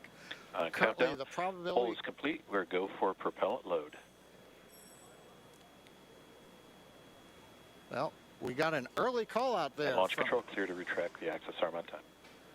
Copy that. Arming access arm retract at T-minus 45 minutes. Got an early call from SpaceX launch director Mike Taylor that the poll is go. You also heard the direction T-minus 45 minutes to prepare for retract of the crew arm. As we hear more discussion, we'll stop and let you listen in. But right now, weather for liftoff, ground level winds are good, 10 to 15 miles an hour, well within limits. Upper altitude balloons show that conditions are acceptable. The red weather conditions have cleared up, the last one being cumulus clouds. And the probability of violation is set at 30% right now, so that's 70% chance of good weather. We're continuing to watch. There is about a less than 10% chance of lightning. We're also watching the abort corridor off of the Atlantic coast. In case, for example, at stage separation, Dragon had to abort into the ocean. The conditions there are acceptable. There has not been lightning lately. The weather, winds are good, light rain. It is go, but NASA is going to continue to watch those conditions. T-minus 45 minutes and counting. Reminder on hold and launch escape protocol. For non-urgent no-go conditions, brief the CE or LD, and they will approve aborting launch auto-sequence and proceed to launch abort. For urgent issues affecting the safety of the operation, operators shall call hold on the countdown net. Launch control will immediately abort the launch auto-sequence and proceed to the launch abort auto-sequence. Operators shall also advise launch director whether structural break or fire is imminent or occurring per Dragon manual escape flight rules. A reminder on fire alarm instructions. In the event of a fire alarm, key operators previously briefed will remain at their post while the alarm is evaluated. In the event that personal safety is threatened, evacuate to the south-facing emergency exit, which leads directly outside. At this time, weather is go for launch. You can see on the screen, we're inside T-minus 40, we're T-minus 44 minutes, 5 seconds. Crew access arm retracting away. SpaceX launch director is given the final brief to the crew. And we will be beginning propellant loading at T-minus 35 minutes. So right now on Falcon 9, ready to get into propellant loading. Dragon, crew, getting configured, set up. The arm is pulling away. The range is go for launch. They continue to monitor the air and the sea space. Everything looks good. And we finally have gotten green across the board on the weather conditions, but we can't take a deep breath quite yet. We're going to have to watch the weather all the way down to T0, both here at Kennedy Space Center and out in the Atlantic in the abort zones. Now earlier we saw many of you following the launch from the United States on our hotspot map. Now that we're inside an hour, we're seeing large numbers of folks logging on, tuning in from coast to coast and around the world. So we'd like to know, is this your first time watching a launch live, not counting Wednesday? And if not, how many have you seen before? Tell us using the hashtag LaunchAmerica from your favorite social media platform. And with that, at T-minus 42 minutes, 50 seconds, conditions are go, and we are counting down for an on-time launch. Let's send it back over to Kennedy Space Center as the action begins to pick up on the pad. Dragon, SpaceX, you are go for Section 7, close visors, and arm launch escape system. We will put Section 7 in work, visors come in close.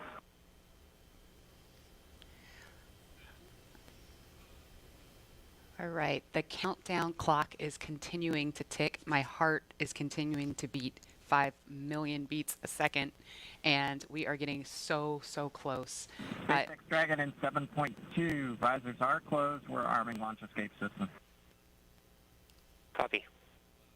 And as you just heard, the crew is arming the launch escape system. That is one of the absolute last big milestones prior to liftoff, other than nominal Falcon operations.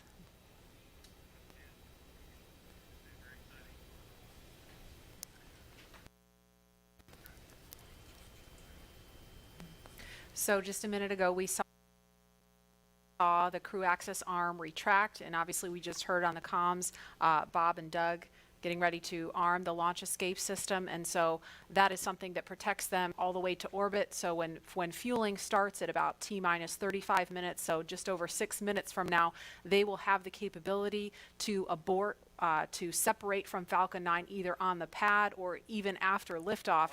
That's a critical safety capability. And we are going to go over to Hawthorne now to take us through these next minutes. Jesse? Section, switch into nitrogen.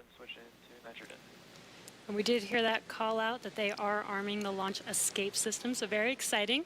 SpaceX has designed Crew Dragon and Falcon 9 to be the safest launch system ever flown. So we brought back Nick Picone, SpaceX's Nick Picone, to talk more about this again. Thanks for coming back and joining us today, Nick.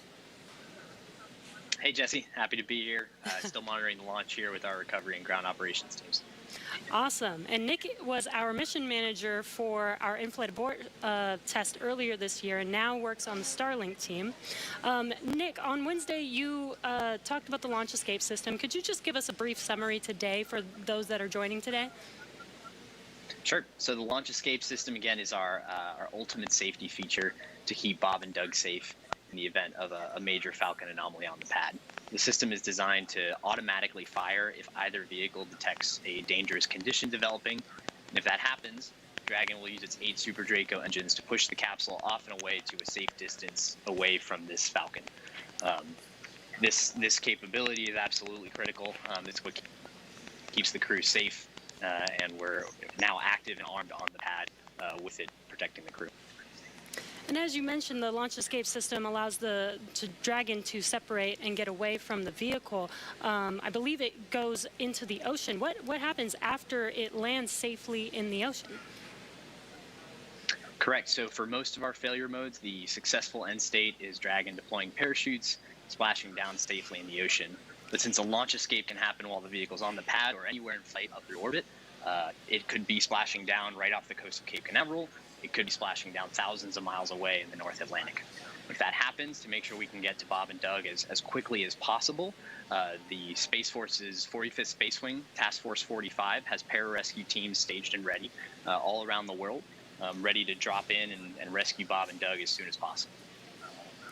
And you mentioned that the launch escape system will keep them safe all the way up to orbit. What other options are there after Dragon is in orbit?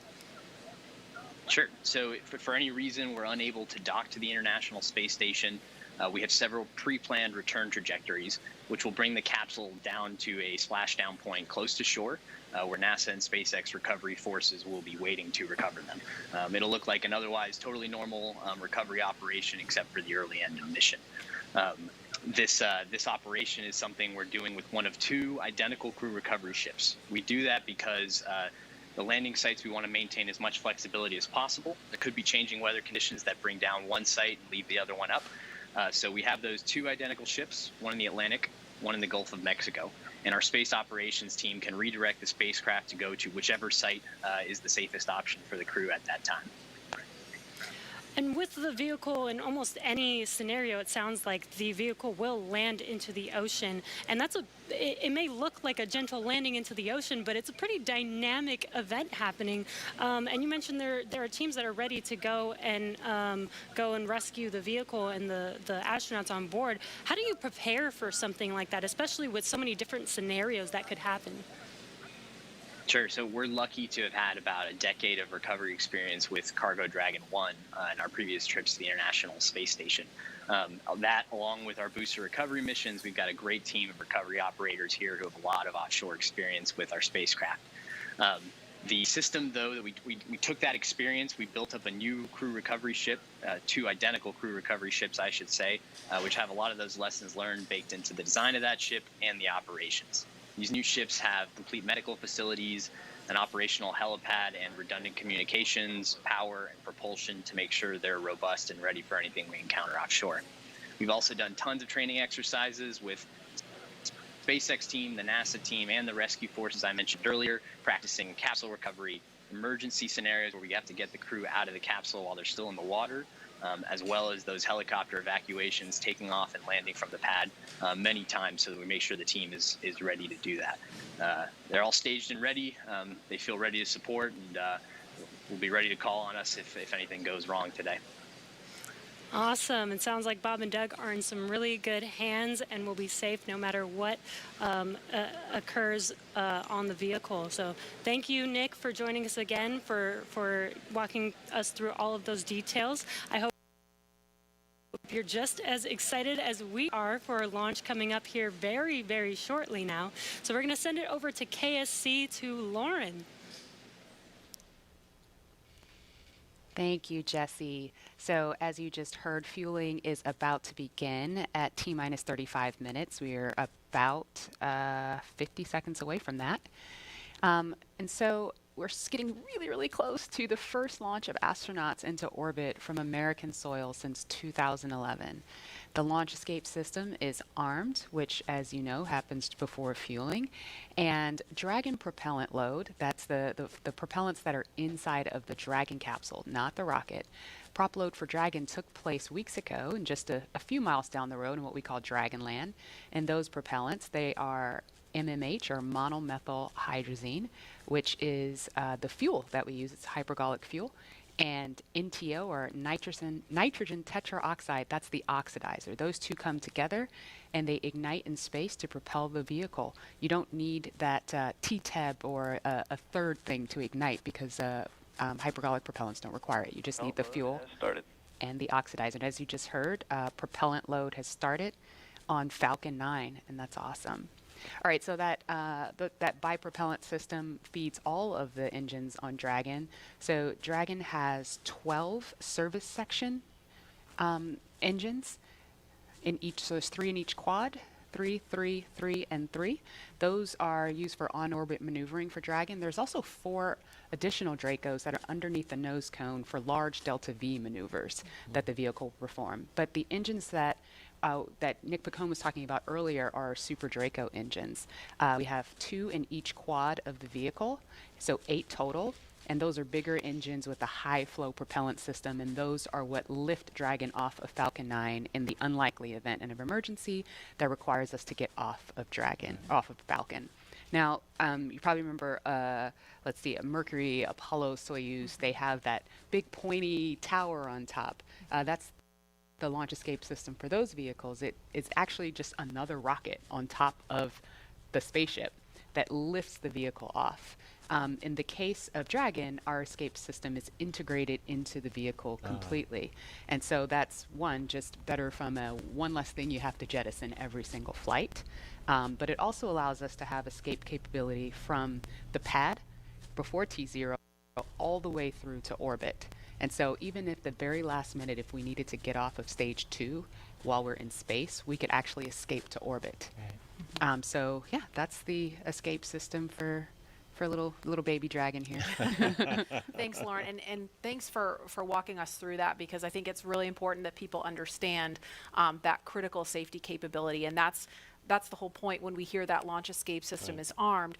What that means is that in an instant, they can separate from Falcon 9, shoot up into the air, and they can splash down safely in the Atlantic Ocean under Dragon's parachute. And it was designed to do that. So now that fueling is underway, it's been going on for about 2 minutes now. So they have that safety capability ready to go on standby in an instant if they need it. And so we want to go over to Hawthorne now for an operational update from John Innsbrucker. John?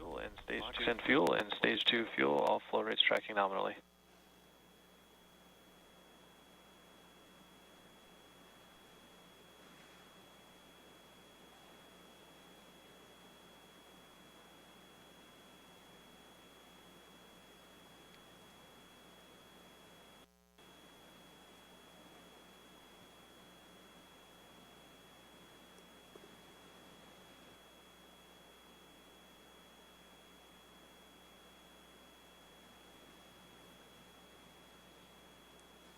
We're at T-minus 32 minutes, counting down. These final minutes, everything's still looking good for Falcon 9 and Dragon for an on-time launch. Falcon 9 did begin propellant load at T-minus 35 minutes at planned. Now on the Falcon 9, we use a fuel and oxidizer as the propellants that power it. The fuel is commonly known as RP1. That's rocket propellant grade 1 kerosene. The oxidizer is densified liquid oxygen, also called LOX. Densified means it is kept much colder than typical for launch vehicles. This allows for more oxidizer to be loaded into the first and second stages. Now with the fuel and oxidizer on hand, we need an ignition source to complete that fire triangle, as we call it. For this, Falcon 9 uses a fluid called T-Teb. It ignites in the presence of oxygen and gives off a green-colored flame. Now it's hard to see on the first stage ignition due to the water that'll be spraying on the pad, but you might just see the green flare as the second stage engine ignites following stage separation over 2.5 minutes into flight. Now currently first stage fuel tank is about 10% full. The first stage, as a reminder, as you look on the left side of your screens, the first stage is the long white cylinder at the bottom, topped off by the black cylinder. So over 2/3 of the rocket is that first stage. So the fuel tank is getting loaded. We're also loading the liquid oxygen into the first stage also. The second stage, which is the top 1/3 between the Dragon and the black cylinder, that's the white second stage, that is being loaded with fuel right now. That's about 8% loaded at this moment. Liquid oxygen loading is going to begin on second stage at T-minus 16 minutes 30 seconds. Liquid oxygen loading will continue on both stages all the way down to the last few minutes of the count. We're also loading helium into pressure vessels on the stages. That's used to pressurize tanks in flight as the propellant is pulled out by the strong Merlin turbopumps. On board the Dragon spacecraft, astronauts are monitoring systems while the propellant is loaded into Falcon 9. While we mentioned we had trained them with sounds that we had recorded on board. They've been through most of a propellant load, and they are now experiencing those sounds and vibrations. Stage 1, the cryo range helium load continues started. to report no problems. They are go to support launch. Weather, the last of the red conditions cleared up about 15 minutes ago. Everything is marginal but acceptable on the weather. We'll continue to watch all the way through the countdown. Now, as a reminder, today we are now into an instantaneous launch window now that we've begun propellant loading. So at this point, if we hear a hold for any reason, we'll have to stand down and target our backup launch opportunity tomorrow, May 31st. Thanks, John. For Demo 2, Bob and Doug's flight to station will take about 19 hours, and their journey is fairly similar to the trip our Cargo Dragon makes back and forth to the International Space Station, but with two noticeable differences, and that's docking and splashdown. And as we await T-0 in just under 29 minutes from now, the ground operations teams are doing a series of system checks to make sure Dragon and Falcon 9 are both ready for liftoff. And we're continuing to get live views inside the capsule with Bob and Doug, and you're now also looking in firing room 4 down there at the Cape. Once we hit T0 and a successful launch occurs, we will watch Falcon 9 and Dragon make their ascent until the Falcon 9 first and second stage separates and sends Dragon on its way to the space station.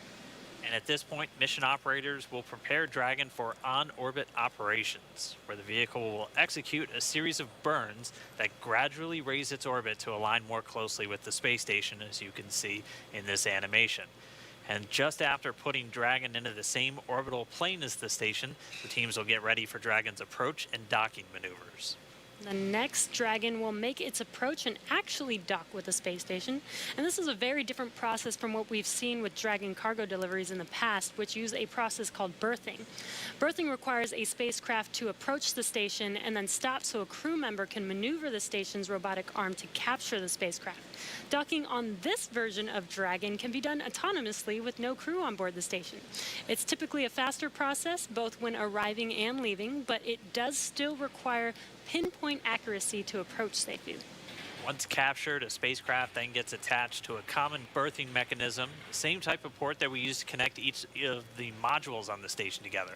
It's a little bit slower of a process, but the hatches are significantly larger than the docking ports, which makes them perfect for bringing up those really big cargo items. Dragon will spend up to 120 days docked before preparing to return home. Following successful completion of Dragon's test objectives and cargo loading operations, the crew will close the cabin, perform final system checks, and configure the vehicle for undocking. Once the automated undocking sequence is complete, Dragon will complete 2 departure burns using its Draco engines, pushing it away from the space station. And then next up on the trip, deorbit entry and landing, or splashdown, which is going to cover all the operations following that final departure maneuver. That's going to include events like the trunk separation, closing of the nose cone, a deorbit burn, and then eventually as they get into the atmosphere, the deployment of the drogue and the main parachutes, and all of that ends with splashdown right off the Florida coast. At that point, teams from SpaceX will move in with their recovery ship, grab the capsule out of the water, and work to get Bob and Doug out of Dragon after a successful mission in space. So we are 26 minutes away from launch. Fueling of Falcon 9 is continuing. Let's check in one more time down with the team at Kennedy. Murray? All right, thanks, Dan. We are so pumped right now because things have cleared up and it looks like we might actually do this today. If you're just joining us, we are now 25 minutes, 46 seconds and counting from the first launch of astronauts to the International Space Station from U.S. soil in 9 years. This will mark the beginning of a new era where more people will be able to fly to space than ever before. And we want to share with you the results of a poll we asked a little earlier. If you could go to the moon, now it's not where the astronauts are going today, they're going to the space station, but if you could go to the moon, would you rather visit the South Pole where no one has been before or the Apollo 11 landing site? And it was a pretty even split. We had 46% of you say you would go to the moon's south pole, and 54% of you would go to the Apollo 11 landing site. I kind of side with the Apollo 11 landing site because I'm a history buff and I want to see where Neil Armstrong and Buzz Aldrin set foot. So I don't know. What do you guys think? Lauren, which place would you go? I'm with you on that one, and I would love to go see that flag there and those footsteps, those footprints there. Still be there, right? There's no wind up there. Should still be there. Leland, how about you? I think I'm with both of you because it's just like, the meatball, the classic. Yeah. Going to the classic spot, and that's where all of it started. That's where all that inspiration came, even though I was an antenna engineer not seeing it. But besides that, that's history. And hopefully maybe it wouldn't have to be one or the other. That's true. Exactly. Yeah. I mean, yeah, we're going to learn more from going where we've never been before, and Exactly. so we need to go to Exactly. the South Pole too. And we are thrilled to see all of you following along online. Thank you for answering our poll, and we're going to go over to Tahira, who's been monitoring all the action with less than 25 minutes to go. Tahira, I'm sure things are heating up online. Hey, Marie, I mean, you're completely right. Now that we have that go for launch, people are on the edge of their seat right now waiting on this historic moment to take flight. As you can see, photos are still coming in of just everyone around the country showing their excitement for this launch. And it's really been a touching thing to see how everyone's kept this excitement going from Wednesday's first attempt. So we just took a look at numbers, and we are now over 3 million people tuning in for this historic launch. And so for me personally, I just want to wish Bob and Doug the best of luck. This will be my own first time watching humans lift off to space from the United States, and it's just going to be a super emotional moment. For that, Marie, back to you at Kennedy for these last minutes before launch. All right, thanks, Tahira. And Leland, we got 23 minutes and some change to go. What do you think Bob and Doug are feeling right now? I think, they're very calm, cool, and collected as test pilots, but I think they're thinking about what are the steps that I have to take if a malfunction or something happens. And so the nominal stuff is all kind of automated, but if something happens where they have to intervene with those touch screens, that's what they're thinking. Mm-hmm. And we're just inside 23 minutes now. So on Wednesday, we were 5 minutes further in the countdown when we heard that call to scrub, and the weather was still very touch and go at this point on Wednesday. But today, at least for right now, I don't want to jinx it. I'm afraid to even say it out loud, but it looks better today. Yeah, and it feels like I'm feeling it a lot more than I did on Wednesday. Right. And speaking of Bob and Doug and them being really calm and cool and collected, having had the opportunity to be in meetings with them and to watch them train, I have to say, and to all of my friends who work with them every single day, the feedback is always just what great people they are, and just how not just bright and sharp they are, but just good people. Right. And around the office, we often refer to them as the dads. Yeah. The dads? They're the dads. They're dads. They are dads, and we've met their families. And when you see people on that very personal level, it starts to mean so much. They are a part of our team. They're not a customer. They're our team. They're not a payload. They're our team. They're a family. And so we're just so excited to see dads up there today. Yeah. Go dads. Yeah. All right, we're going to go send it over to Gary for an update from Houston. Gary? Hey, Marie. The space station team here is focused. All eyes are on the system checks that are happening across the board, and we're listening in as we close in on launch. And I can tell you that things are looking very good. Chris Cassidy will be watching from the International Space Station, right now flying over the Pacific Ocean. It's heading to cross right over the launch pad. We might even get some good views from the station. Hope to be capturing those. We'll have the launch view on the big screen up front, and everyone's excited to see our 2 crew members on their way to the International Space Station. But before we get to it, I just want to pass on good luck from the entire flight operations community here in Houston. It's always exciting to be doing something wholly new and history-making with station operations, and we can't wait to see our team members Bob and Doug in low Earth orbit and heading to the International Space Station. That's it from us here in Mission Control Houston. I'll send it back over to the team in Hawthorne for the latest. All right, welcome to our YouTube channel visitors. We currently have 32 watching, and we're very excited. We're coming up on 20 minutes before the scheduled launch, and again, from what I can tell of at least the local weather, it's looking good. Again, if you've got any questions, feel free to put them in the chat, and we'll try to answer them as we can. And again, welcome to Kopernik Observatory's YouTube channel. Florida air condenses around it, and that gives you a cloud. So that tells us that things are actually on schedule. We did begin propellant load at T-minus 35 minutes. Fuel loading on the second stage, I believe we just heard the call out that it is complete. First stage fuel load is continuing, and right now that's a little more than, that's about 60% of the way full. So things are looking good. Second stage is getting ready to begin the liquid oxygen loading. After they finish chilling in the lines that you see on the monitor, they'll begin the load at T-minus 16 minutes and 30 seconds. The range right now is go, ready to support. Weather continues to be go. As we inch our way closer, we're keeping our fingers crossed. We're waiting to hear if anybody calls out an issue, but for the moment, as you can see on the screen, it looks good. Now on the Dragon side, the Dragon mission director and the team there are reporting no issues. They've done their communications checkouts. The crew access arm, as you can see, is retracted away from the spacecraft. The crew is strapped in and they are ready to go. Now final instructions will be going to the crew at T-minus 10 minutes. The crew displays will be configured for launch, and that setup will give astronauts Bob Behnken and Doug Hurley insight into how the launch is proceeding and provides constant updates on vehicle health. We've already heard the crew give their go, close their visors, and get ready for launch. For Dragon, it'll enter terminal count at T-minus 5 minutes. When it transitions to internal power, we'll hear continued callouts on the countdown net as we get close to 0 and to liftoff. But right now, at T-minus 18 minutes, 15 seconds, everything continues to be go for an on-time launch. So Dan, Jesse, things are looking pretty good. How are they doing over at your stand? Things are great from about 15 feet away from you, John, and honestly, things are looking pretty great down at the pad there. We're seeing a lot more blue in the sky. Green is the color we want when we're talking about weather, and that's where we're sitting right now. So we're continuing to count down. We are under 18 minutes away from liftoff. Again, it's an instantaneous liftoff it's going to be 12:22 and 45 seconds here on the West Coast, 3:22 and 45 seconds over on the East Coast there in Florida. Just a reminder, it's going to be about a 9-minute ride up to orbit for the Falcon 9 and Bob and Doug on board Dragon.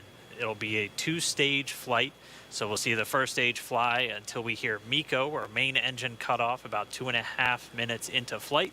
After that, the second stage will take over and continue to power them the rest of the way. Second engine cutoff comes in just under 9 minutes at about 8 minutes and 44 seconds. Following that second stage completing its job, it'll continue to coast for about 3 minutes. It'll do a slight attitude adjustment and null out any rate, so make sure it's not in any kind of a spin before they do separation. So that's when the Dragon spacecraft will physically separate from the Falcon 9 vehicle and Bob and Doug will be flying free. It's about a 19-hour ride if we launch today on time. So that means Bob and Doug will get on orbit. They'll have a number of burns, or those firings of those Draco thrusters that they'll do over Stage 2 LOX load started. We hear the LOX, the liquid oxygen load has now started on stage 2. But again, they're going to be doing a series of burns on the way uphill towards the International Space Station 5, spread out over the first 16 hours or so of their flight until they get much closer and it's time for that approach and docking. And we are expecting that with an on-time launch to happen today. That'll be coming tomorrow in the afternoon. All right, now that we're under 16 minutes away, we have a special guest joining us. I'm going to toss it over to Jesse. We are T-minus 15 minutes and 45 seconds from liftoff of our second demonstration mission today, and we have the honor of having SpaceX's President and COO, Gwen Shotwell, join us. Thanks, Gwen, for coming out and taking a few minutes to chat with us. Thanks, Jesse. We know you've been on console. How's the countdown been going so far in there? Countdown is clean today, just like it was Wednesday. We did clear the weather hurdles sooner than we did on Wednesday. And the only thing we're watching right now is downrange weather and lightning at the staging location. Of course. But we will clear that hurdle at T-minus 7 minutes. Awesome. Great. Very exciting. Now I'm going to throw it back to 2012 because you were on console for Dragon when it was first making its way to the space station. How does that experience compare to today? Stage 2 LOX is on the DPUs. So I was nervous then. I stopped getting nervous for launches. Today I'm nervous again. Super nervous. Stomach and throat. Understandable. No, it's a fantastic fantastic day today. I'm really excited. The team is pulled together. It's such a professional operation. And when I say team, by the way, I mean SpaceX and NASA. These folks have been working incredibly hard and have done a fantastic job. Yes, and we are all so excited. And we know that you have to get back inside of mission control, but is there anything that you wanted to say before liftoff to NASA and SpaceX? Well, I want to thank NASA, of course, for their generosity and their help with getting to this place. I want to thank all the SpaceXers who have come together to make this moment in history. And I want to thank Elon for hiring me. We thank Elon for hiring you as well. Thank you so much for joining us. We'll let you get back to mission control. And good luck with launch today. Thanks, Jesse. And Godspeed, Bob and Doug. Well, we are so excited. We are just a few minutes away from countdown. So we are going to turn it over to Dan and John for the final minutes in terminal count. Take it away, John. T-minus 13 minutes, 30 seconds, continuing to count down. We're continuing to load fuel onto the first stage. That should finish up in just about 6 minutes. Fuel is completely loaded on the second stage. That's closed out. And we are continuing to load liquid oxygen on both the first and second stage. The liquid oxygen load beginning on the second stage just about 3.5 minutes ago. We are also loading cryogenic helium into the storage vessels on the first and second stage, getting in the last little bits of helium when we keep it cryogenic, cold and liquefied. That gets us, just like we do with liquid oxygen, the maximum amount into the storage volume so that we can get the most performance out of the vehicle. Right now, we are in a fairly quiet state on the vehicle. Ground pumps continuing to put the propellant in to first and second stages. Next significant issue callouts that we're going to hear will probably be inside the T-minus 10 minutes when they talk to the crew. We'll listen for that. But at the moment, everything continuing to look good at T-minus 12 minutes and 20 seconds.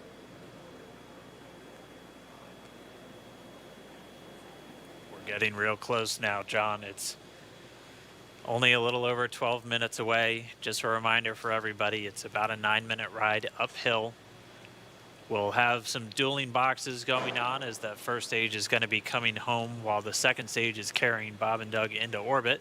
But obviously, we'll be keeping an eye on our astronauts the whole way uphill. Some of the calls that you'll be hearing, as there will be what we call performance calls over the Dragon to ground the entire way uphill. And you'll just hear some of the SpaceX engineers calling out trajectories and booster performance. So we're always looking for that word nominal. I know that's one of John's favorite words. That's one of mine too. We want to hear nominal as much as possible up on the way uphill.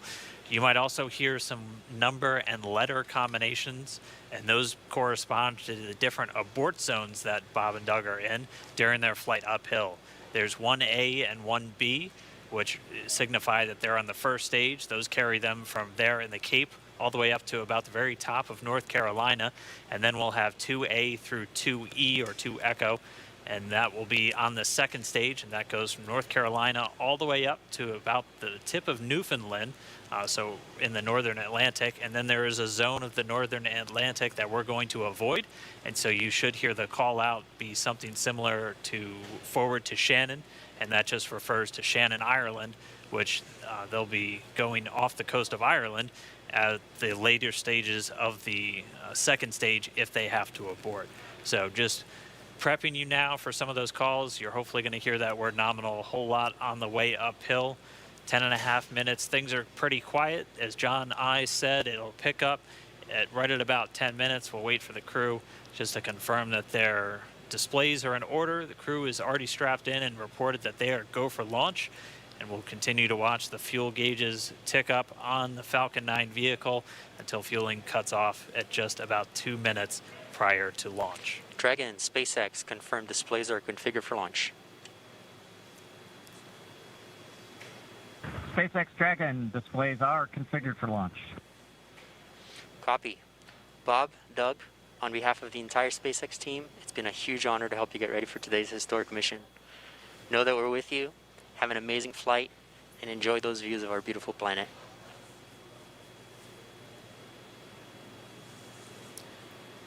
Thanks, Jay. It is absolutely our honor to be part of this huge effort to get the United States back in the launch business. We'll talk to you from orbit. Thank you. Copy all. Thanks for those words. The SpaceX core, so again, that voice that's going to be talking to Bob and Doug throughout their mission from right here in Hawthorne, just offering a few quick words. The crew did confirm their crew displays are configured for launch. We are coming up on 9 minutes and counting. We've gotten through T-minus 10 minute with the crew discussions. Activity is now going to switch over to Falcon 9. Our next major event comes at T-minus 7 minutes. We begin what we call engine chill. Pre-valves will open.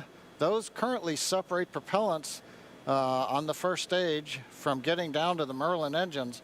We'll open the pre-valves. That'll allow fuel liquid oxygen to flow to the top of the pumps.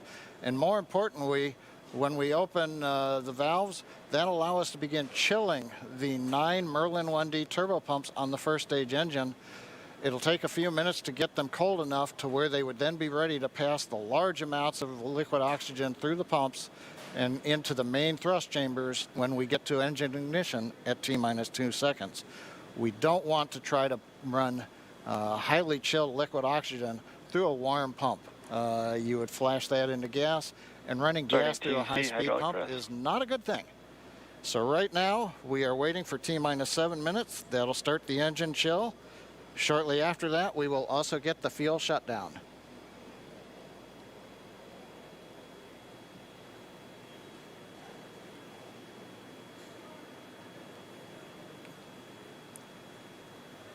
Listening to the SpaceX launch director in the background there.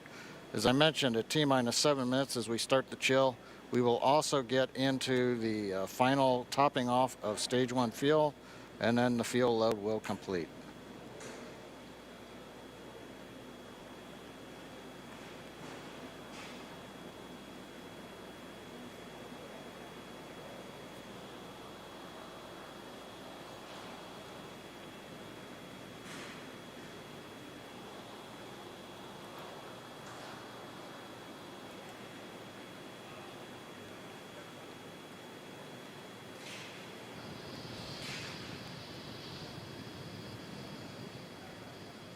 Stage 1 and Stage 2 engine chill has started.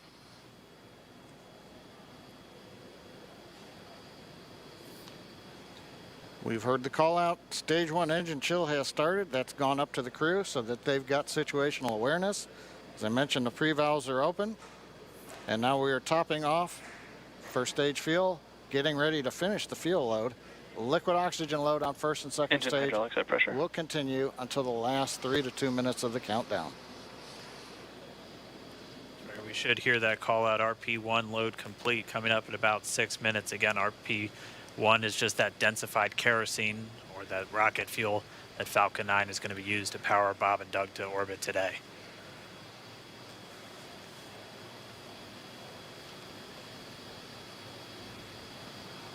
and Stage 1 fuel is closed out.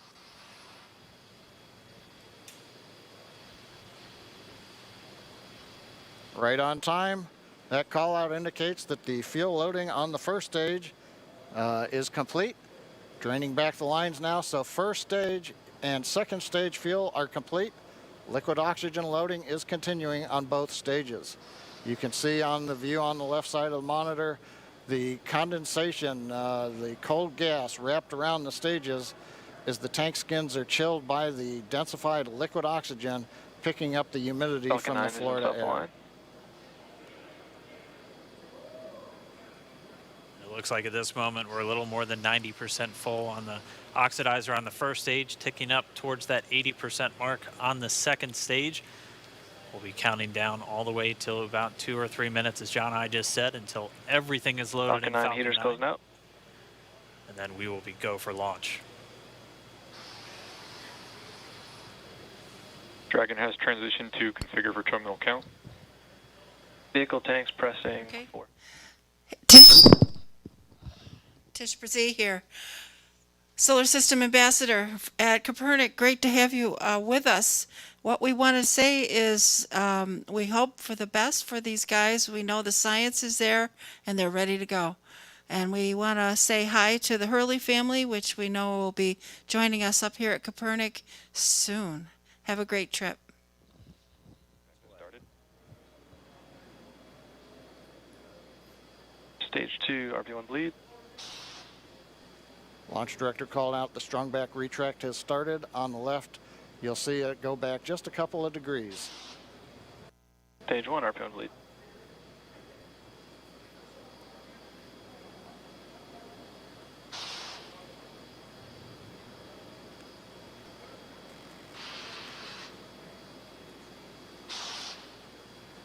We are just 4 minutes away from liftoff. Again, at this moment, Bob and Doug are really just laser focused on those displays. They have insight directly into Dragon and the Falcon 9. They're able to see where their fuel loading is at, how everything's progressing down with the count. AFTS final setup started.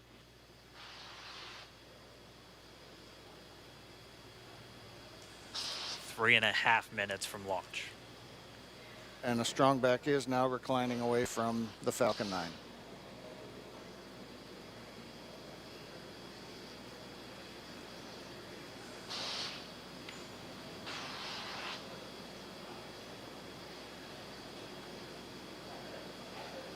MVAC igniter purges.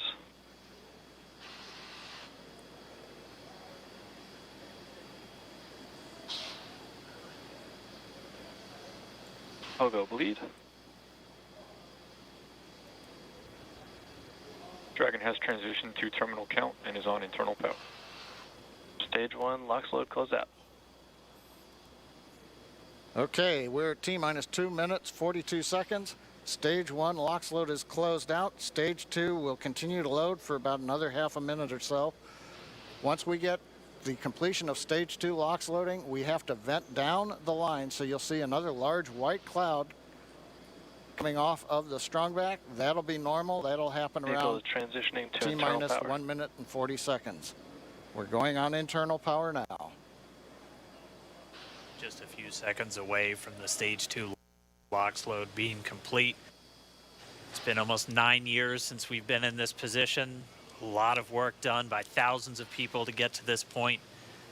All our eyes focused on 2 now.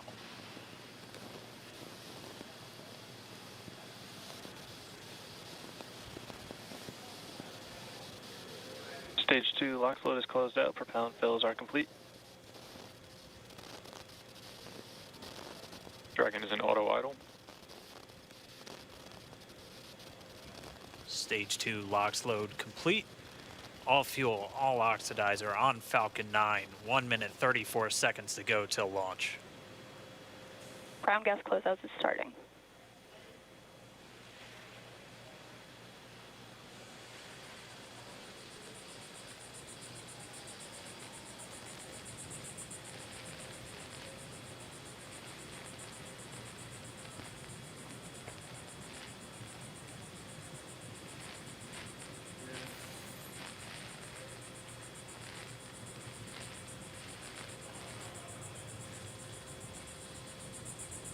Falcon 9 is in startup. Dragon is in countdown. FTS is armed for launch. Under a minute now, the FTS, the flight termination system, has been armed. Dragon, SpaceX, go for launch. SpaceX Dragon, we're go for launch. Let's light this candle.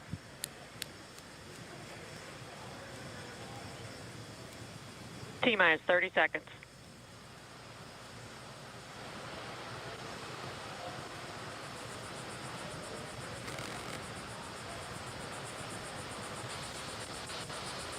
Stage 1 tanks pressing for flight. T-minus 15 seconds.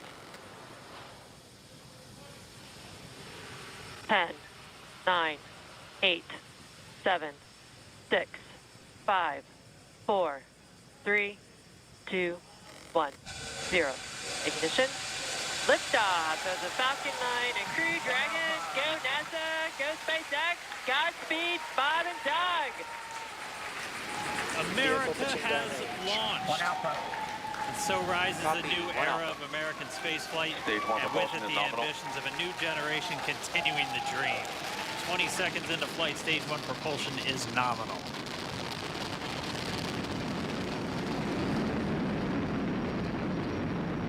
T plus 30 seconds into this historic mission. Flying crew on board Dragon and Falcon 9, and look at them go. Falcon power telemetry nominal. M1D throttle down. We're throttling down to get ready for the period of maximum dynamic pressure. We're in the throttle bucket. Reports say all systems are go. Vehicle is supersonic. We've exceeded Mach 1 on the Falcon 9. M1D throttle up. We're throttling back up to full power as we're through max Q. Copy, 1 Bravo. And we heard that 1 Bravo call out. That's just the second abort zone that they're in. They'll continue to be on this until the first stage has done its job and they switch over to the second. At this point, Bob and Doug pulling about 2.3 Gs, 2.3 times the Earth's gravity, already moving at over 1,500 miles per hour. We've heard the call out for MVAC engine chill. That's getting the MVAC engine ready to light. That'll come at about 2:44 into flight. Right now, everything continuing to look good. Next major event coming up is going to be the triple. We'll have main engine cutoff of the 9 first stage engines, stage separation, and then ignition of the second stage engine to continue to carry astronauts into orbit.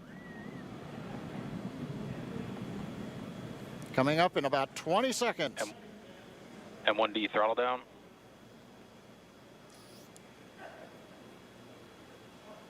We heard we're throttling down the Merlin engines on the first stage.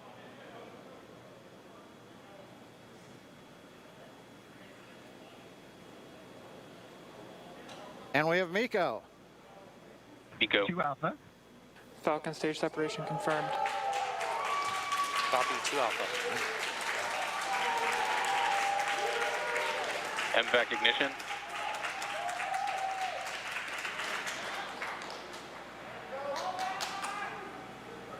All right, we have stage separation confirmed. The first stage beginning its flight back. The second stage being powered by that single Merlin 1D vacuum engine has ignited and is now carrying Bob and Doug into orbit.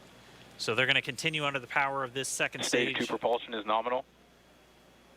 Which will cut off at SECO, or second engine cut off at about 8 minutes and 44 seconds into today's flight. So a little over 5 minutes to go still on this second stage. You heard the call out to Alpha, so they're now in the longest abort zone that carries them all the way from about North Carolina up the eastern seaboard almost to Canada.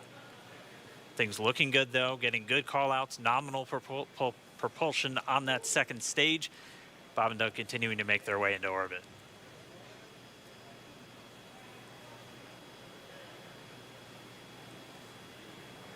Dragon SpaceX nominal trajectory.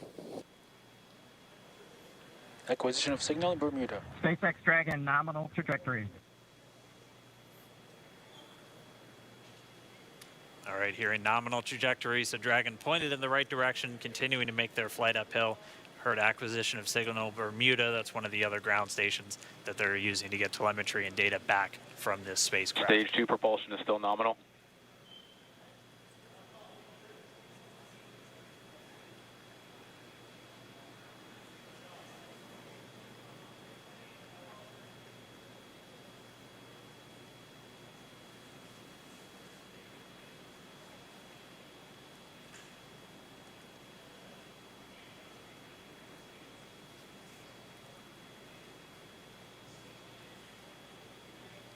A little over 4 minutes, 40 seconds into the flight. Bob and Doug flying at more than 5,600 miles Dragon per hour. SpaceX nominal trajectory. Already almost 200 miles downrange from the Kennedy Space Center. Nominal trajectory continuing.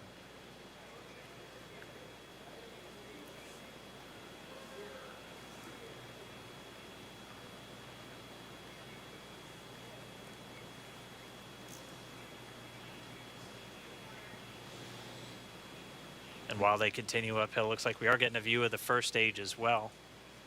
Yep, on your right screen, you can see that first stage with the grid fins deployed. It's making its way back to attempt to land on our drone ship, Of Course, I Still Love You today. And we're just about a couple minutes away from the entry burn, and that's where 3 of the 9 Merlin engines do ignite to help slow the vehicle down as it re-enters back into the Earth's atmosphere. And then after the entry burn will be the landing burn, which is just a single engine Dragon burn. SpaceX nominal trajectory. And you heard Nominal starting chill for entry burn. There's that call out. They are still on a nominal trajectory on Dragon, still on second stage, and that's that MVAC engine on second stage on your left screen.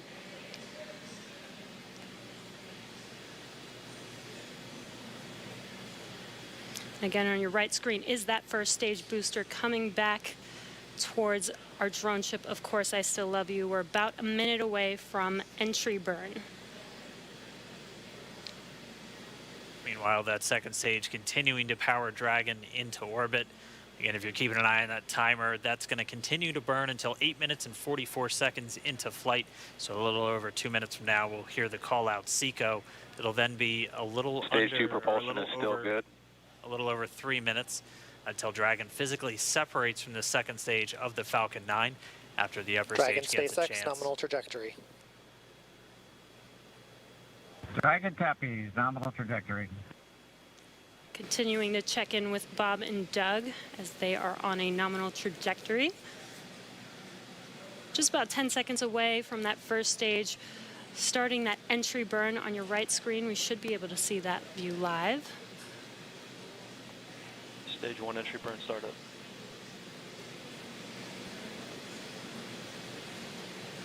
And there is that entry burn Acquisition beginning. signal, New Hampshire. This burn lasts about 36 seconds long. Stage 2 FTS is saved.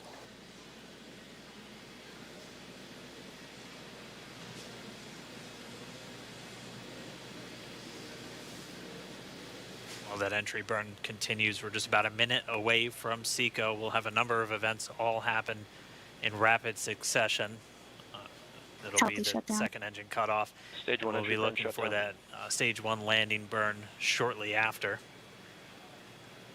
Yeah, actually just within a few seconds of each other. It's such a cool view on your left screen, seeing Bob and Doug on Dragon. Right now you can see the displays that they are seeing right now themselves. Terminal guidance. MVAC throttle step. We are coming up 25 seconds or so away from SECO, or second engine cutoff. This is also the point where Bob and Doug are experiencing their highest G-force. We're seeing the counter tick up to right about 1.8. Copy, Shannon. You heard Shannon, so that just means they're in their final abort zones. If they were to abort at this point, it would either be an abort to orbit or to land off the coast of Ireland. Standing by for second Stage 1 engine landing cutoff startup. confirmation. MVAC throttle step. MVAC shutdown. Stage 1 landing layer. Confirmation of SECO's second engine cutoff. Now we are waiting for our first stage to make its way to our drone ship, Of Course, I Still Love You. Dragon SpaceX nominal orbital insertion. Did get confirmation nominal Dragon orbital copies, insertion. nominal orbital insertion. And what you're seeing on your screen is a live view of our drone ship, where our first stage will be coming down. Looks like we lost that live view, but we'll wait for confirmation of that landing shortly here. Falcon 9 first stage is successfully landed. And there you can see on your screen, Falcon 9 has landed.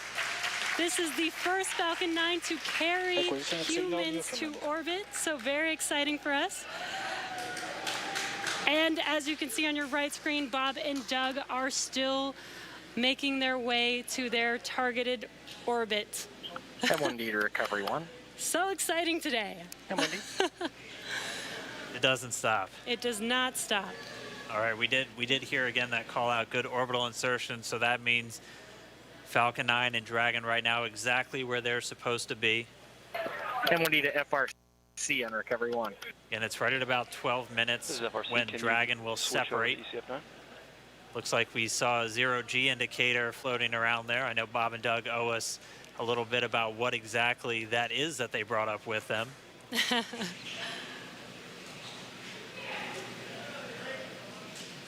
And before separation, before Dragon initiates separation from the second stage, they do make sure to make, they do ensure that the vehicle is not spinning and it is in good condition before we separate. That's right, the upper stage does small attitude maneuver using some cold gas thrusters built into the rocket body itself. Exactly, so we do expect that separation to occur in about a minute from now, but they do wait until they have full confirmation that it is ready to separate. Such cool views. I cannot get over this view that we are seeing right now. Bob and Doug on the right screen, inside of Crew Dragon, out in space. Yeah, already 200 kilometers over planet Earth, or a little over 124 miles, traveling in excess of 2,700 meters. 27,000 meters per second, or about 16,000 miles per hour.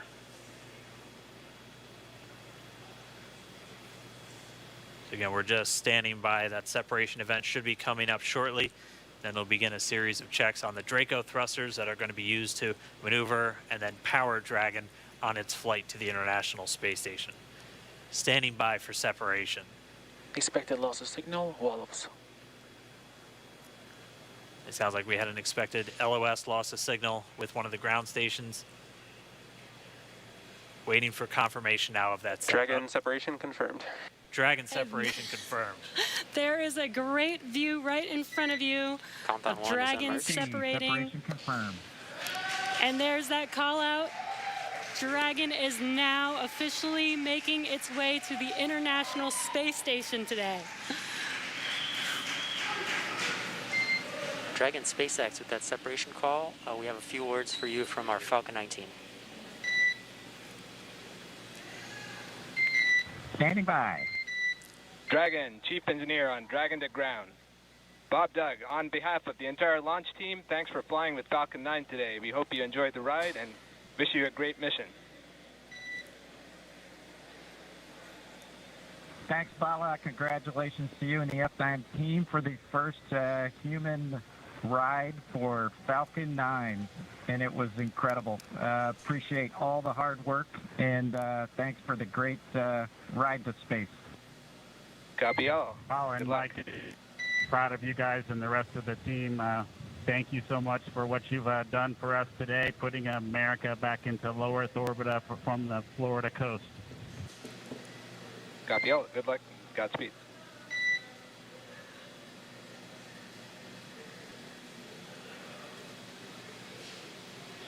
All right, so Bob and Doug are in And Dragon space. SpaceX, we confirm nominal ECLS activation and service section Draco checkouts. Nose cone deploys in progress. Copy all. We're monitoring.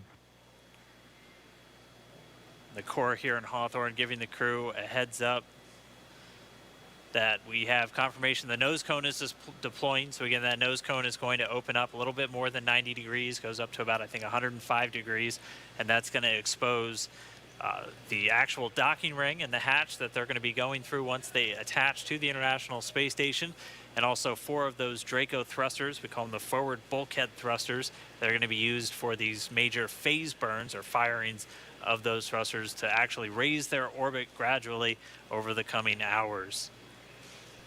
Also heard good activation of the ECLS, that's the Environmental Control and Life Support System. That's everything controlling their atmosphere, just keeping Dragon a nice, safe, habitable environment where they're going to be living for the next 19 hours until they arrive at the space station. Right, exactly. And Falcon 9's job may be done for today, but the mission is not over. Crew Dragon's job is not done. As you can see, Bob and Doug are still inside Crew Dragon, making their way. It will be a 19-hour trip to the International Space Station before they dock tomorrow morning. And such cool views. I love that we can get these live views here and see and watch what they're doing. now that they are in orbit. Yeah, it's incredible to just be looking over their shoulder, to be along for the ride. And we're going to be with them, and we're going to be with all of you the entire way for their journey to the space station. We're going to be covering live throughout. Bob and Doug will obviously have a sleep period where they'll get about 8 hours of sleep a little bit later today before they wake up for all of their final approach.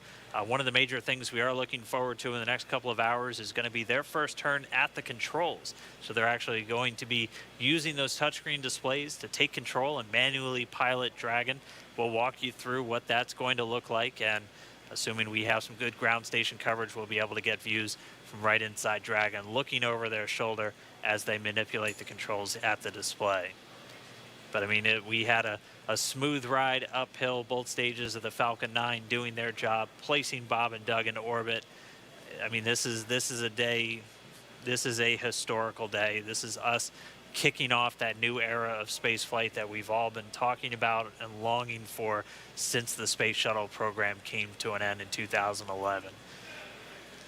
Yes. And the weather cooperated. Yes, second time's a charm. Right. All right, so day for the history books. As you can see, we have lost some live signal there, but the mission still continues, and we're going to send it over to KSC to continue broadcasting live with you Expected loss of signal, Newfoundland. Yeah, Jesse and Dan, we are just in awe over here. When I woke up this morning and looked at the weather forecast, I was like, man, we're going to be back here on Sunday, but we did it. The room cleared out. Everybody was outside watching, and inside the lights were shaking, the cameras were shaking. Lauren came back in with tears in her eyes. This is really amazing. I can't believe it. I saw it with my own eyes. This is, I'm a little bit speechless. Just so grateful that we got them up there, and there's a lot more to go. But I'm so happy they're safe right now. I'm just so happy. Yeah. Leland, you were talking about it. It's amazing what we can do when we work together. Yes, American astronauts on an American rocket from American soil, showing you what Americans can do when we come together as a team and blast Doug and Bob off to the cosmos. This is what it's all about, and their families and everyone is working together to take them up to space safely. So I don't know what to say.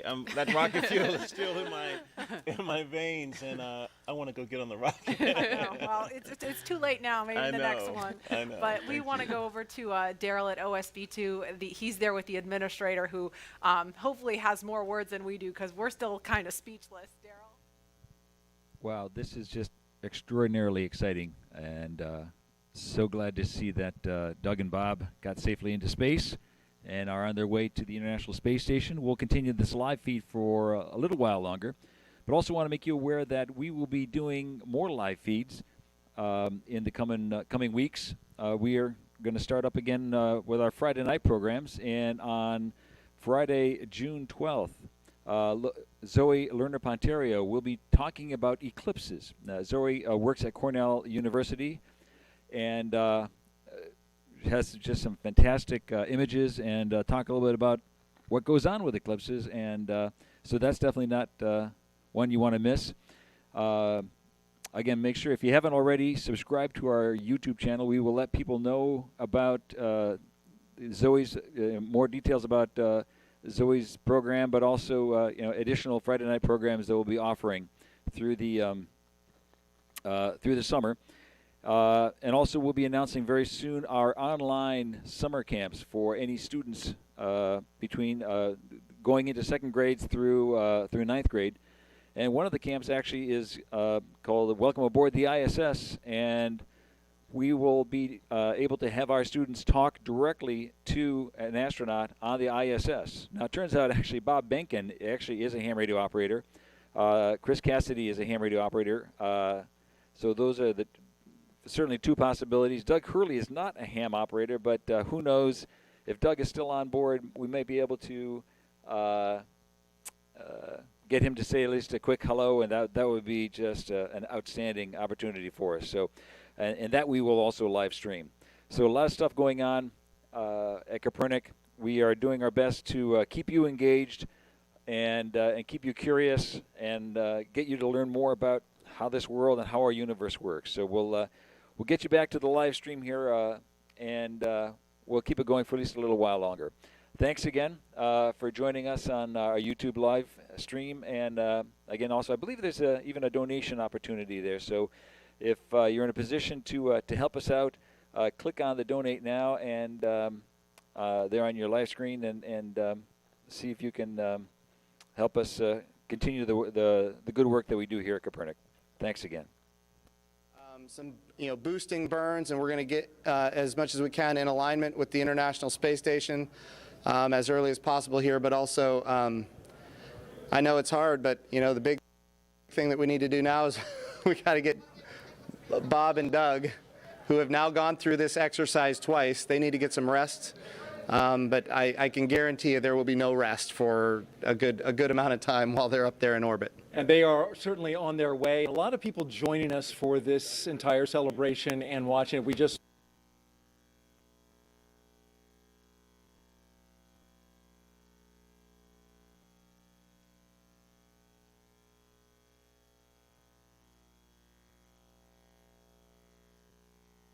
launch any day, and that's where we're at. Thank you.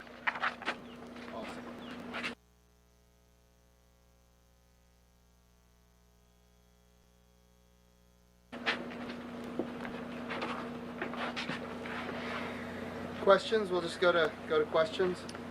Hi, morning, Jim. Irene Klotz. Yes, Irene. Aviation Week. For you or for Mr. Cabana, was there anything at all out of the first the countdown on forgot what day already, Wednesday, that is being changed, tweaked, anything the teams learned that's going to be applied for this? And I have a quick question for Nicole. Of course, this isn't Boeing's day today, but there's another. We're going to do this all again in a little while. Can you just give us an update on where you are with your training for your flight? Thanks.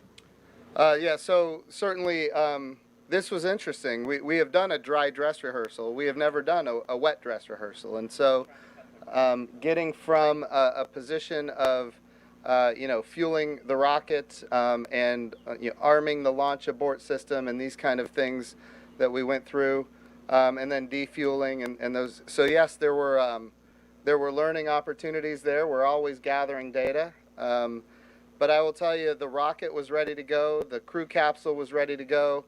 All the ground systems were working according to plan. So no, I would say not a whole lot of no big changes, but it is good for the agency to have a wet dress rehearsal behind us. So that's all very positive, and every time we do one step further, we learn things. So that's good for the agency. The second question was what? For Nicole about Starliner. Yeah. Thanks. Thank you.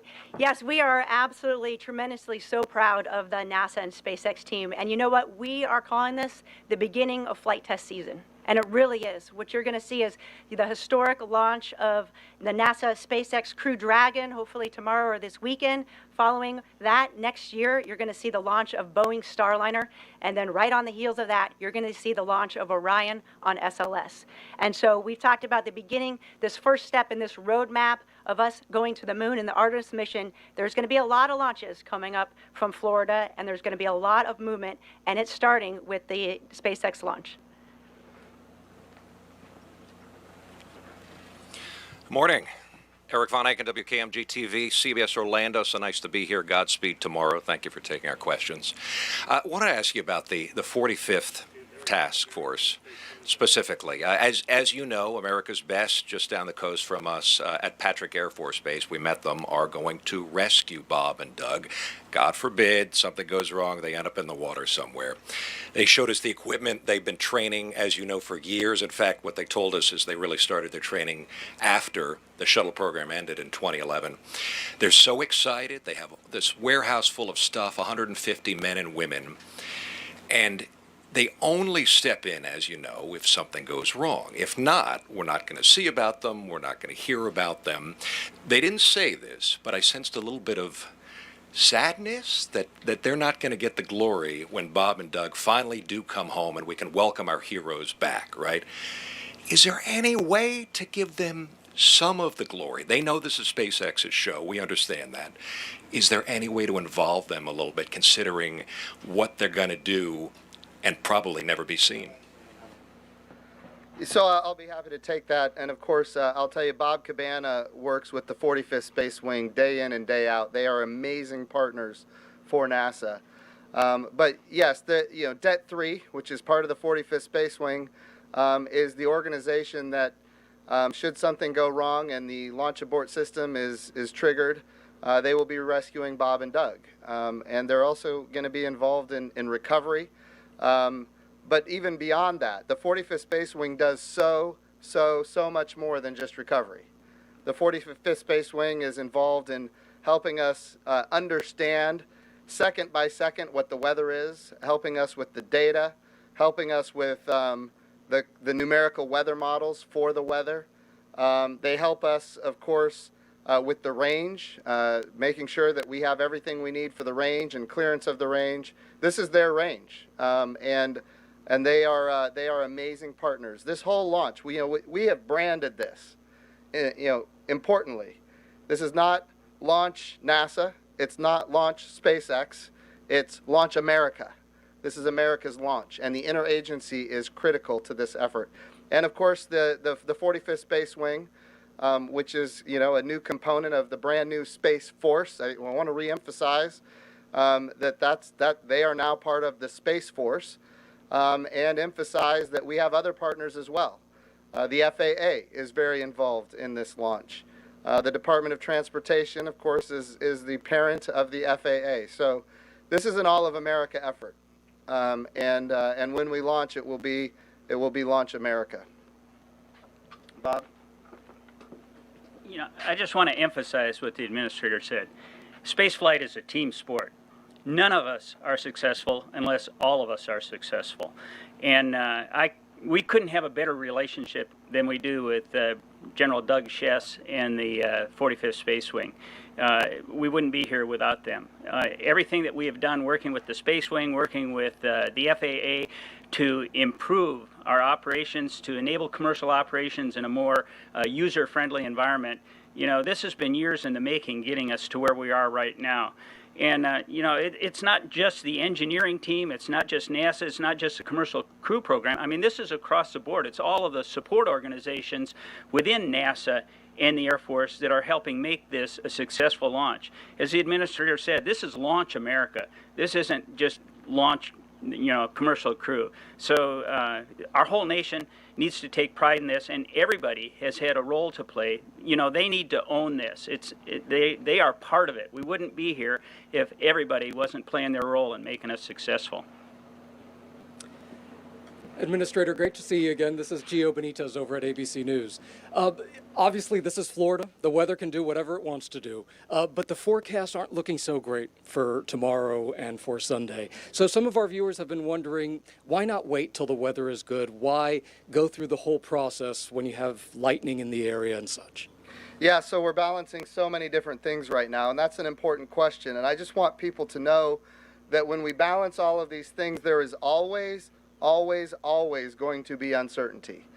We could wait another week and we can see that the weather's going to be good. The question is, why is the weather good a week from now? And the answer is, well, because the winds are going to be east to west. And so all of the cumulonimbus clouds, all of the storm systems are going to be on the west coast of Florida. So the weather looks like it's going to be fantastic. The problem is, when the winds are east to west, if we have a pad abort capability, which we now have, which we didn't have under the space shuttle, if we have a pad abort triggered, we're going to have our astronauts landing on land, and that is not an option for us. So we're balancing a lot of things. We're also balancing the time of day that we launch, making sure that we have to consider the sleep cycles of the crew to make sure that they're not, in the midst of a very critical portion of the flight, when they've been, without sleep for a period of, 24 hours. And that won't happen, by the way, because we're managing for that. But it's not just the sleep cycles of the crew, it's also the sleep cycles on the International Space Station, and all of these things that we're balancing have to match. So we have these very unique opportunities of time. It's interesting when you talk about launching to the International Space Station, your launch window is not a window at all. It's instantaneous. And if you don't meet it, you don't go. So you have to have all of these things met ahead of time, and then you select the window. And if the weather is good, you go. If the weather is not good, you don't go. And then, so we do have these different opportunities in the coming week and weeks ahead. But it's important to note, and Bob just said this in a meeting we had earlier, we cannot forget this is a test. Well, good evening. Good afternoon. Let me get things turned around here. And we're going to just sort of finish off our, give me a second here, got to get to the right, we're going to finish off our live stream this afternoon. Again, this is quite exciting, not only for America, but for the Southern Tier in particular, having Doug Hurley launch safely into space with Bob Behnken. I look forward to seeing him floating around in the International Space Station sometime tomorrow afternoon. Again, it's a 19-hour rendezvous, and then I think it's probably another hour or two before they finally are able to transition into the ISS. So we'll look forward to seeing that. We will not be live streaming that per se, but as other opportunities again present themselves of any note, we will make people aware of that. Again, we will be doing a Friday night program on June 12th, and we'll be lining up some additional speakers to do some virtual programs on Friday nights, and hopefully